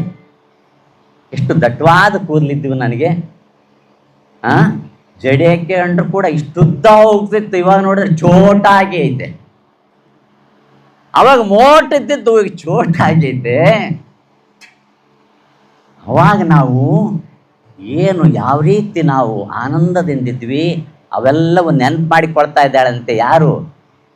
ವೀರಮ್ಮ ಮತ್ತು ಬಸವಾರಿ ನೆನಪು ಮಾಡಿಕೊಳ್ತಾ ಇದ್ದಾರೆ. ಕುಂತ್ಕೊಂಡು ನೆನಪು ಮಾಡಿಕೊಳ್ತಾ ಇದ್ದಾರೆ. ಹೆಂಗೆ ಮದುವೆ ಆಯ್ತು ನಮ್ಮದು, ಅವಾಗ ಹೇಗೆ ಮದುವೆ ಆಯಿತು, ಯಾಕೆ DJ ಇಟ್ಟಿದ್ರು ಅಂತ ಅನ್ಲಿಲ್ಲ ಅವರು. ಎಂಥ ಸರಳವಾದ ಮದುವೆ ಅದು, ಸರಳವಾಗಿರ್ತಕ್ಕಂಥ ಮದುವೆ. ಆದ್ರೂ ನಮ್ಗೆ ಯಾವಾಗ ಇಹಪರ ಸಾಧನಕ್ಕೆ ಮದುವೆ ಬೇಕೇ ಹೊರತು ಮದುವೆ ಅಂದ್ರೆ ಕೇವಲ ಆಟಕ್ಕಲ್ಲ. ಭಾರತೀಯರ ತತ್ವ ಇದು ಇರೋದು, ಭಾರತೀಯರ ತತ್ವ ಇರೋದು ಇದು. ಇಹಪರ ಸಾಧನಕ್ಕೆ, ಧರ್ಮಾರ್ಥ ಮೋಕ್ಷಗಳಿಗೆ, ಚತುರ್ವೇದ ಪುರುಷಾರ್ಥಗಳಿಗೆ ಸಾಧನೆಗಾಗಿ ಮದುವೆ ಇರಬೇಕು ಅಂತಾನೆ ಹೊರತು ನಾವು ಮದುವೆ ಟೈಮ್ನಾಗ ಹೆಂಗಿರ್ತೀವಿ ಸ್ವಲ್ಪ ಆಲೋಚನೆ ಮಾಡ್ರಿ. ಸುಮ್ಕೊಡೋ ಮದುವೆ ಮಾಡ್ತ ನೋಡು, ಸುಮ್ಕೊಡೋ ಮದುವೆ ಮಾಡ್ತಂದ್ರಿಗೇನ ಸುಮ್ ಕುಂತ್ಕೊಂಡ್ಬಿಡ್ತಾನ ಅವನು. ಮದುವೆ ಮಾಡ್ತಂದ್ರೆ ಭಾರಿ ಕಷ್ಟ ಐತೆ ಅಂತ ಅರ್ಥ ಮಾಡ್ಕೊಂಡ್ಬಿಟ್ಟವನ ಹಾಲೆ. ಬೈತಿರ್ತವಲ್ಲ, ಸುಮ್ ಕೊಡ್ತೀಯ ಮದುವೆ ಮಾಡ್ಲಂತಿರ್ತೀವಿ. ನೋಡು ಮದುವೆ ಅಂದ್ರೆ ಏನು, ಅವಾಗ್ಲಿಂದ ತಿಪ್ಪಲು ಕೊಟ್ಬಿಡತ್ತೆ ನಮಗೆ, ಅವಾಗ್ಲಿಂದ ತಿಪ್ಪಲು ಕೊಟ್ಬಿಡತ್ತೆ ಮದುವೆ ಅಂದ್ರೆ. ಅಂದಮೇಲೆ ಎಷ್ಟು ಅವೆಲ್ಲ ಕಷ್ಟಕಾರಿಯಾಗಿರ್ತಕ್ಕಂಥ ಕೆಲಸಗಳು ಅಂತಂದ್ರೆ ನಿಜವಾಗ್ಲೂ ಮದುವೆ ಸಮಯದಲ್ಲಿ ಹೆಂಗಿರ್ತಾನೆ ಮೊದಲಿಂಗ ಅಂತ ಹೇಳ್ತೀನಿ ನಾನು.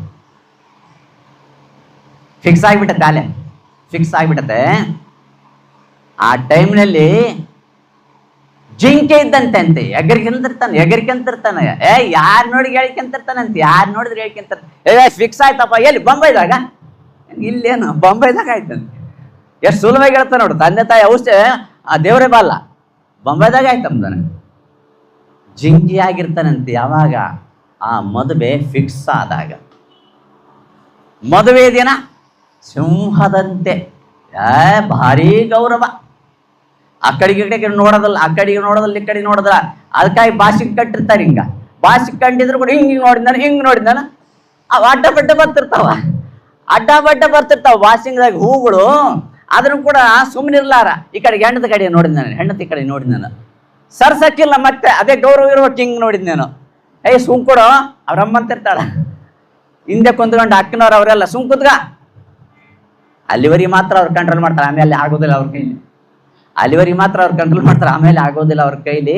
ಅಲ್ಲಿವರೆಗೆನ ಮಾಡೋಣ ಅಂತೇಳಿ ಅದನ್ನ ಸುಮ್ ಕುಡಿಸ್ತಾರೆ ಅಲ್ಲಿ ಅಂತಂದ್ರೆ ಅವಾಗ ಸಿಂಹ ಆಗಿರ್ತಾನಂತೆ. ನನ್ನಷ್ಟು ಗೌರವ ಯಾರೋದಿಲ್ಲ. ನಾನು ಹೆಂಗೆ ಕುಂದಿರ್ಸ್ತಾರೆ ನೋಡ್ರಿ, ಎಲ್ಲಿ ಕುಂದಿರ್ಸ್ತಾರೆ. ನನ್ನ ದೊಡ್ಡದಾಗಿರ್ತಕ್ಕಂಥ ರಾಜನ ಸ್ಥಾನದಲ್ಲಿ ಕುಂದಿರ್ಸ್ತಾರೆ, ನನ್ನ ರಾಜನ ಸ್ಥಾನದಲ್ಲಿ ಕುಂದಿರ್ಸ್ತಾರೆ. ನಾನು ಸಿಂಹದ ಶಕ್ತಿ ಇರ್ತದ ಅವನಿಗೆ ಅಂತಾನೆ.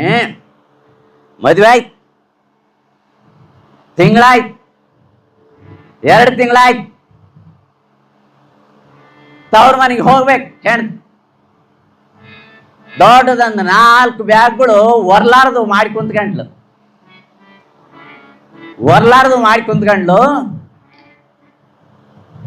ಹೊರಗಿಟ್ಲು. ಏನ್ ಇವೇ ಯಾರು ವರು, ಮತ್ತೆ ಅದಕ್ಕೆ ಕಟ್ಕೊಂಡಿ. ಅಷ್ಟೇ ಅಲ್ಲ ಸುಮ್ಮನೆ ಒಳ್ಳೆಗೆ ತಗೊಂತೀವಿ. ಅವಾಗ ಏನಂತಾನೆ, ಜಿಂಕೆ ಆದೆ, ಸಿಂಹವಾದೆ, ಈಗ ಬಹಳ ವರ್ತೈತಲ್ಲ ಯಾವ್ದದು, ಬ್ಯಾಗ್ ಹಾಕಿದಂಗಲ್ಲಿ ವರ್ತೈತೆ ಯಾವ್ದದು. ನೀವೇ ಅರ್ಥ ಮಾಡ್ಕೊಳ್ರಿ. ಹಾಕಿದಂಗಲ್ಲ ಬರ್ತೈತೆ. ಅದಕ್ಕೆ ನೋಡು, ಒಂದು ಇಡೀ ಹುಲ್ಲು ಹಾಕೋಂಗಿಲ್ಲ, ಸುಮ್ಮನೆ ಹೋಗಿ ಸುತ್ತರ್ಕೊಂಡು ಬಂದು ಕಾಗದ ಕಡ್ಡಿ ತಿಂದು ಬಂದಿರ್ತೈತೆ. ಅದಕ್ಕೆ ಮಾಡಿದ್ರೆ ವರ್ಷೇ ಒರೆಸ್ತಾರೆ.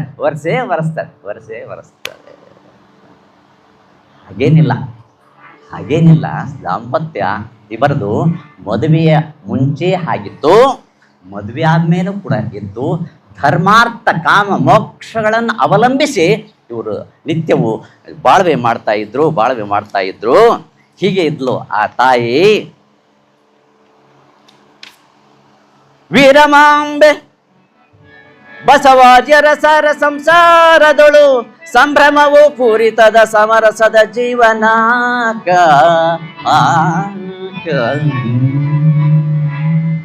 ಸಮರಸದ ಜೀವನ ನೋಡ್ಬೇಕು ಅಂದ್ರೆ ಅಲ್ಲೇ ನೋಡಬೇಕು. ವೀರಮಾಂಬೆ ಬಸವಾರ್ಯರ ಆ ಸಮರಸವೇ ಜೀವನ, ವಿರಸವೇ ಮರಣ. ದಾರಾ ಬೇಂದ್ರೆಯವರಂತಾರೆ, ಸಮರಸವೇ ಜೀವನ, ವಿರಸವೇ ಮರಣ. ಅಂದ್ರೆ ಯಾರ ಭಾಗ್ಯ ಆಗಿದೆಯೋ ಹಾಗೆ ದೊರೆಯುತ್ತೈತೆ, ಯಾರು ಚಿಂತೆ ಮಾಡಬೇಕಾದ ಅಗತ್ಯ ಇಲ್ಲ.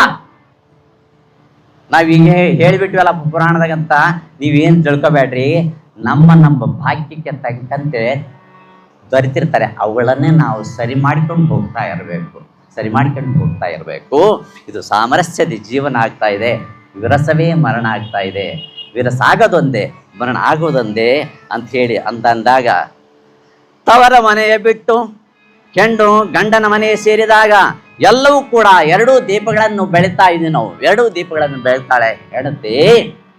ನಾವು ದೀಪದಲ್ಲಿ ಆಗ್ತಕ್ಕಂಥದ್ದು ಒಂದಾಗ್ತೀವಿ ಅಂತ ದೀಪ ಒಂದಾಗ್ತೀವ. ಬತ್ತಿ ಎಷ್ಟಾಗ್ತೀವಿ?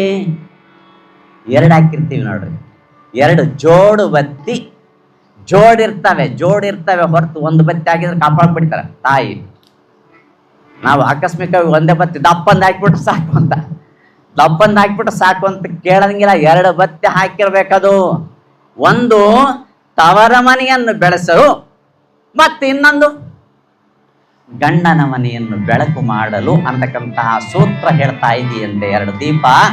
ತಾಯಿ ಆಗಿರ್ತಕ್ಕಂಥ ಆಕೆ, ಹೆಂಡತಿ ಆಗಿರ್ತಕ್ಕಂಥ ಆಕೆ ಗಂಡನ ಮನೆಗೆ ಹೋದರೆ ಈ ಎಲ್ಲ ಕೆಲಸಗಳನ್ನು ಮಾಡಬೇಕು. ಮೊದಲು ಇಂಥವು ಕೆಲಸಗಳನ್ನು ಮಾಡಬೇಕು. ದೀಪ ಹಚ್ತಕ್ಕಂಥ ಕೆಲಸ ಮಾಡಬೇಕಂತೆ.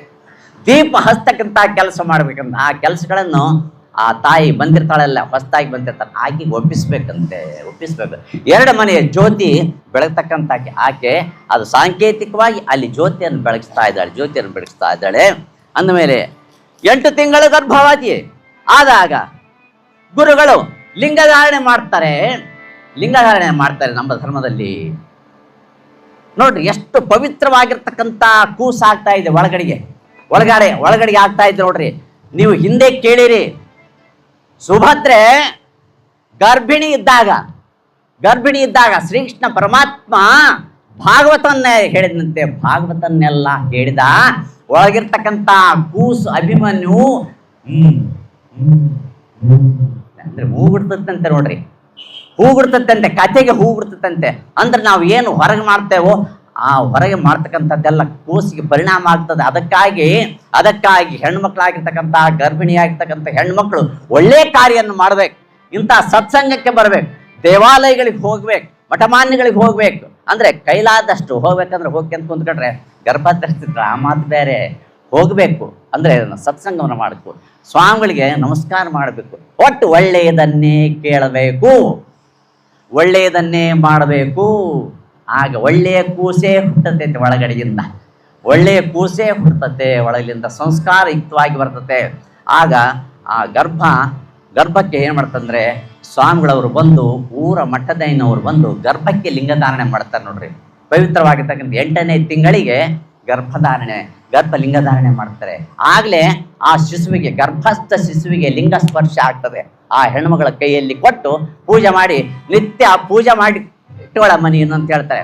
ಹುಟ್ಟಿದ ಮೇಲೆ ಅವನಿಗೆ ಕಟ್ಟಬೇಕು. ಅಂದ ಮೇಲೆ 8 ತಿಂಗಳು ಇದ್ದಾಗ ಗರ್ಭಸ್ಥ ಲಿಂಗಧಾರಣೆ ಮಾಡಿದರು ಗುರುಗಳು ಮಾಡಿದರು. ಅಂದಮೇಲೆ ಧರೆಯ ವಿಶ್ವಾವಸು ವರ್ಷದಿ ವೈಶಾಖ ಮಾಸದಿ ಜನಿಸಿತು ಗುರುವಾರದೊಳು ಒಂದು ಶಿಶುವು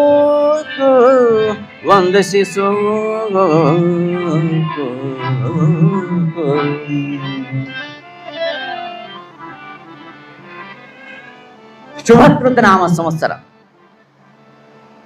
ವೈಶಾಖ ಶುದ್ಧ 3ರಂದು ಆ ತಾಯಿ ರಾತ್ರಿಯೆಲ್ಲ ಬಹಳ ಆನಂದದ ಕನಸನ್ನು ಕಂಡಾಳೆ.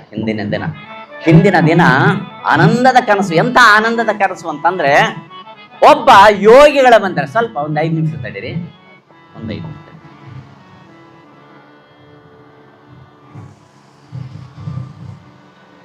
ಯೋಗಿಗಳು ಬಂದಾರೆ. ಎಲ್ಲಿಗೆ ಬಂದಾರೆ ಗಮನಿಸ್ಬೇಕು ನೀವು. ವೀರಮ್ಮರ ಕನಸಿನಲ್ಲಿ ಬಂದಾರೆ ಯೋಗಿಗಳು ಬಂದಾಗ ಆನಂದವಾಯಿತು. ಸ್ವಾಮಿಗಳು ಬಂದಾಗ ಆನಂದವಾಯಿತು. ಎಂಥ ಕನಸು ಅದು, ಸೊಗಸಾದ ಕನಸು ಬಿದ್ದೈತೆ ಆಕೆಗೆ. ಬಂದಿರ್ತಕ್ಕಂಥ ಯೋಗಿಗಳು ವಿಭೂತಿ ತೆಗೆದುಕೊಂಡು ಗರ್ಭಸ್ಥ ಶಿಶುವಿಗೆ ವಿಭೂತಿ ಧಾರಣೆಯನ್ನು ಮಾಡ್ತಾ ಇದ್ದಾರೆ. ಸಾಕ್ಷಾತ್ ಪರಶಿವನೇ ಬಂದು ಅಲ್ಲಿ ವಿಭೂತಿ ಧಾರಣೆ ಮಾಡ್ತಾ ಇದ್ದಾನೆ ಅಂತೆ. ವಿಭೂತಿ ಧಾರಣೆಯನ್ನು ಮಾಡ್ತಾ ಇದ್ದಾರಂತೆ. ಆನಂದವಾಯಿತು ಯಾರಿಗೆ? ವೀರಮ್ಮರಿಗೆ. ಪಕ್ಕದಲ್ಲಿರ್ತಕ್ಕಂಥ ಗಂಡನನ್ನು ಎಬ್ಬಿಸ್ತಾಳೆ. ರೀ ಎಂಥ ಕನಸು ಬಿತ್ತು ನನಗೆ, ಎಂಥ ಕನಸು ಬಿತ್ತು. ಒಬ್ಬ ಯೋಗಿಯು ಬಂದು, ಶಿವಯೋಗಿಯು ಬಂದು ನನ್ನ ಒಳಗಿರ್ತಕ್ಕಂತಹ ಆ ಗರ್ಭಸ್ಥ ಶಿಶುವಿಗೆ ವಿಭೂತಿ ಧಾರಣೆ ಮಾಡ, ನಮ್ಮಂತ ಭಾಗ್ಯವಂತರು ಎಲ್ಲಿದ್ದಾರೆ ಇಲ್ಲಿ ಈ ಲೋಕದಲ್ಲಿ ಅಂತ ಕೇಳ್ತಾರಂತೆ. ಆಗ ಬಸವಯ್ಯನವರು ನಗುತ್ತಾರೆ. ಹೌದು ಸಂತೋಷ, ಭಾರಿ ಸಂತೋಷ ಅಂತಾರಂತೆ. ಅಂದ 1 ಗಂಟೆಯಲ್ಲಿ, ಅಂದರೆ ಸುಮಾರು ಬೆಳಗಿನ ಜಾವ 4 ಗಂಟೆಗೆ ತಕ್ಷಣ ಮೆಲ್ಲಗೆ ನೋವುಗಳು ಕಾಣಿಸ್ಕೊಳ್ತಾ ಇದ್ದಾವೆ. ಆ ವೀರಮಾಂಬಿಗೆ ನೋವುಗಳು ಕಾಣಿಸ್ಕೊಂಡಾಗ ಏನಂತಾಳೆ ಸ್ವಲ್ಪ ಗಮನಿಸ್ರಿ. ಶಿವ ಅಂತಾಳೆ ಹೊರತ ಅಪ್ಪ ಹೆಂಗಾಯ್ತಪ್ಪ ಇದು ಅಂದಿಲ್ಲ. ನೀವು ತಿಳ್ಬಿಟ್ಟು ಎಂಥ ತತ್ವ ಹೇಳ್ತಾ ಇದ್ದಾರೆ ನೋಡಿ ನಮ್ಮ ಭಾರತೀಯರು, ಎಂಥ ತತ್ವ ಹೇಳ್ತಾ ಇದ್ದಾರೆ ನೋಡ್ರಿ. ಶಿವ ಅಂತ ಇದ್ದಾಳಂತೆ. ಆ ಶಿವನ ನಾಮದಲ್ಲಿ ನೋವು ಕಾಣ್ತಾ ಇಲ್ಲ ಆ ತಾಯಿಗೆ. ಶಿವನ ನಾಮದಲ್ಲಿ ನೋವು ಕಾಣ್ತಾ ಇಲ್ಲ. ಶಿವ ಅಂತ ಇದ್ದಾಳೆ. ಸುಮಾರು 7:45 ಗುರುವಾರದ ದಿನ, ವೈಶಾಖ ಶುದ್ಧ 3 ತೃತೀಯ 9/5/1902 ಇಸವಿ ಬೆಳಗಿನ 8 ಗಂಟೆಗೆ ಗರ್ಭಸ್ಥ ಶಿಶು ಹೊರಗೆ ಬಂದಾಗ ಹರ ಕರುಣೋದಯವಾದಂತೆ ಶಿವೋದಯವಾಯಿತು.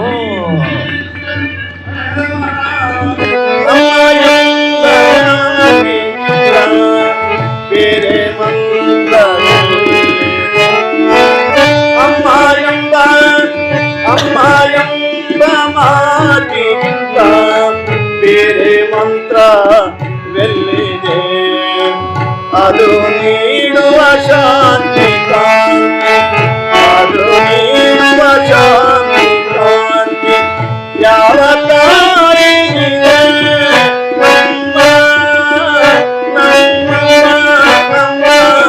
ಅಮ್ಮ ಎಂಬ ಮಾತಿಗಿಂತ ಬೇರೆ ಮಂತ್ರವೆಲ್ಲಿದೆ.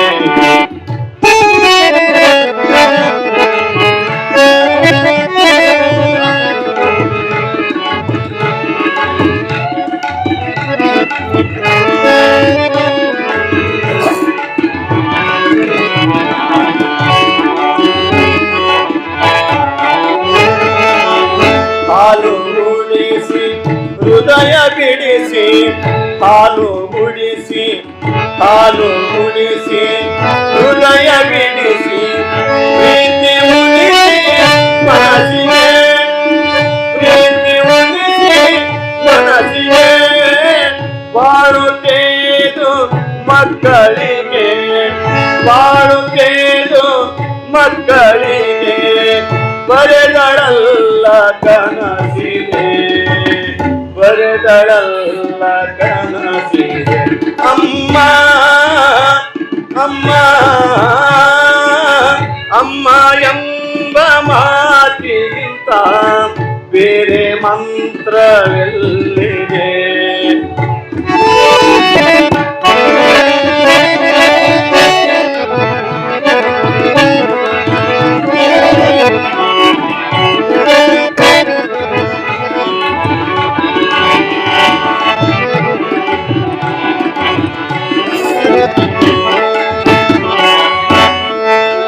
ಗಾಳಿಯಲ್ಲಿ ನೀರಿನಲ್ಲಿ, ಗಾಳಿಯಲ್ಲಿ ನೀರಿನಲ್ಲಿ, ಹೂವು ಹಸಿರಿನಲ್ಲಿ, ಗಾಳಿಯಲ್ಲಿ ನೀರಿನಲ್ಲಿ, ಹೂವು ಹಸಿರಿನಲ್ಲಿ, ಕಾಣದೇನು ಕಾಯುವ ಬಿಂಬ, ಕಾಣದೇನು ಕಾಯುವ ಬಿಂಬ, ತನ್ನ ತಾನು ಸತ್ಯದಲ್ಲಿದೆ, ತನ್ನ ತಾನು ಸತ್ಯದಲ್ಲಿದೆ. ಅಮ್ಮ ಅಮ್ಮ ಅಮ್ಮ ಎಂಬ ಮಾತಿಗಿಂತ ಬೇರೆ ಮಂತ್ರ ಎಲ್ಲಿದೆ.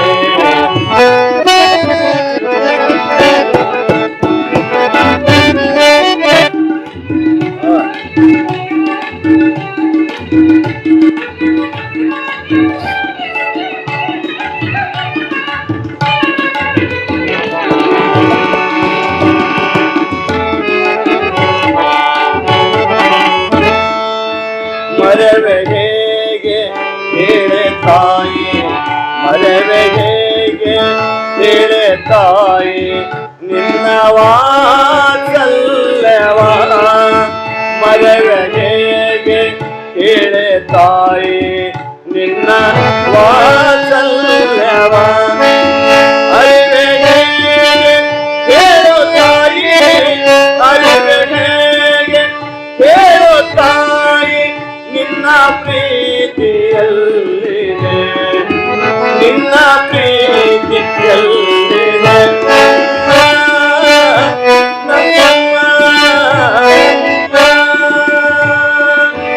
ಅಮ್ಮ ಎಂಬ ಮಾತಿಗಿಂತ ಅಮ್ಮ ಎಂಬ ಮಾತಿಗಿಂತ ಬೇರೆ ಮಂತ್ರವೆಲ್ಲಿದೆ ಅದು ನೀಡುವ ಶಾಂತಿ ಕಾಂತಿ ಅದು ನೀಡುವ ಶಾಂತಿ ಕಾಂತಿ ಯಾವ ತಾಯಿ ಅಮ್ಮ ಅಮ್ಮ ಅಮ್ಮ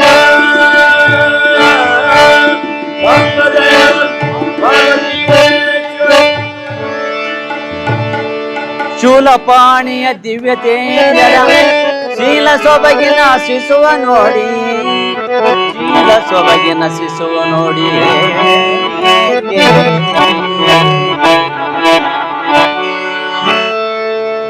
ಯಾವಾಗ ಗುರುವಾರದ ದಿನ 8 ಗಂಟೆ ಸಮೀಪಿಸ್ತಾ ಇದೆಯೋ ಶುಭ ಗಳಿಗೆಯಲ್ಲಿ ದಿವ್ಯ ತೇಜಸ್ವಿ ಹೇಗಿತ್ತು ಅಂತಂದ್ರೆ ಶಿವನ ತೇಜಸ್ಸೆ ಭೂಮಿಗೆ ಬಂದು ಇಳಿದೋ ಎಂಬಂತೆ ಆ ಶಿಶು ಹೊರಗೆ ಬಂದು ಇಡ್ತಾ ಇದೆ. ತಕ್ಷಣವೇ ಬಸವಾರಿ ಬಂದ ಅನೌನ್ಸ್ಮೆಂಟ್ ಆಯಿತು.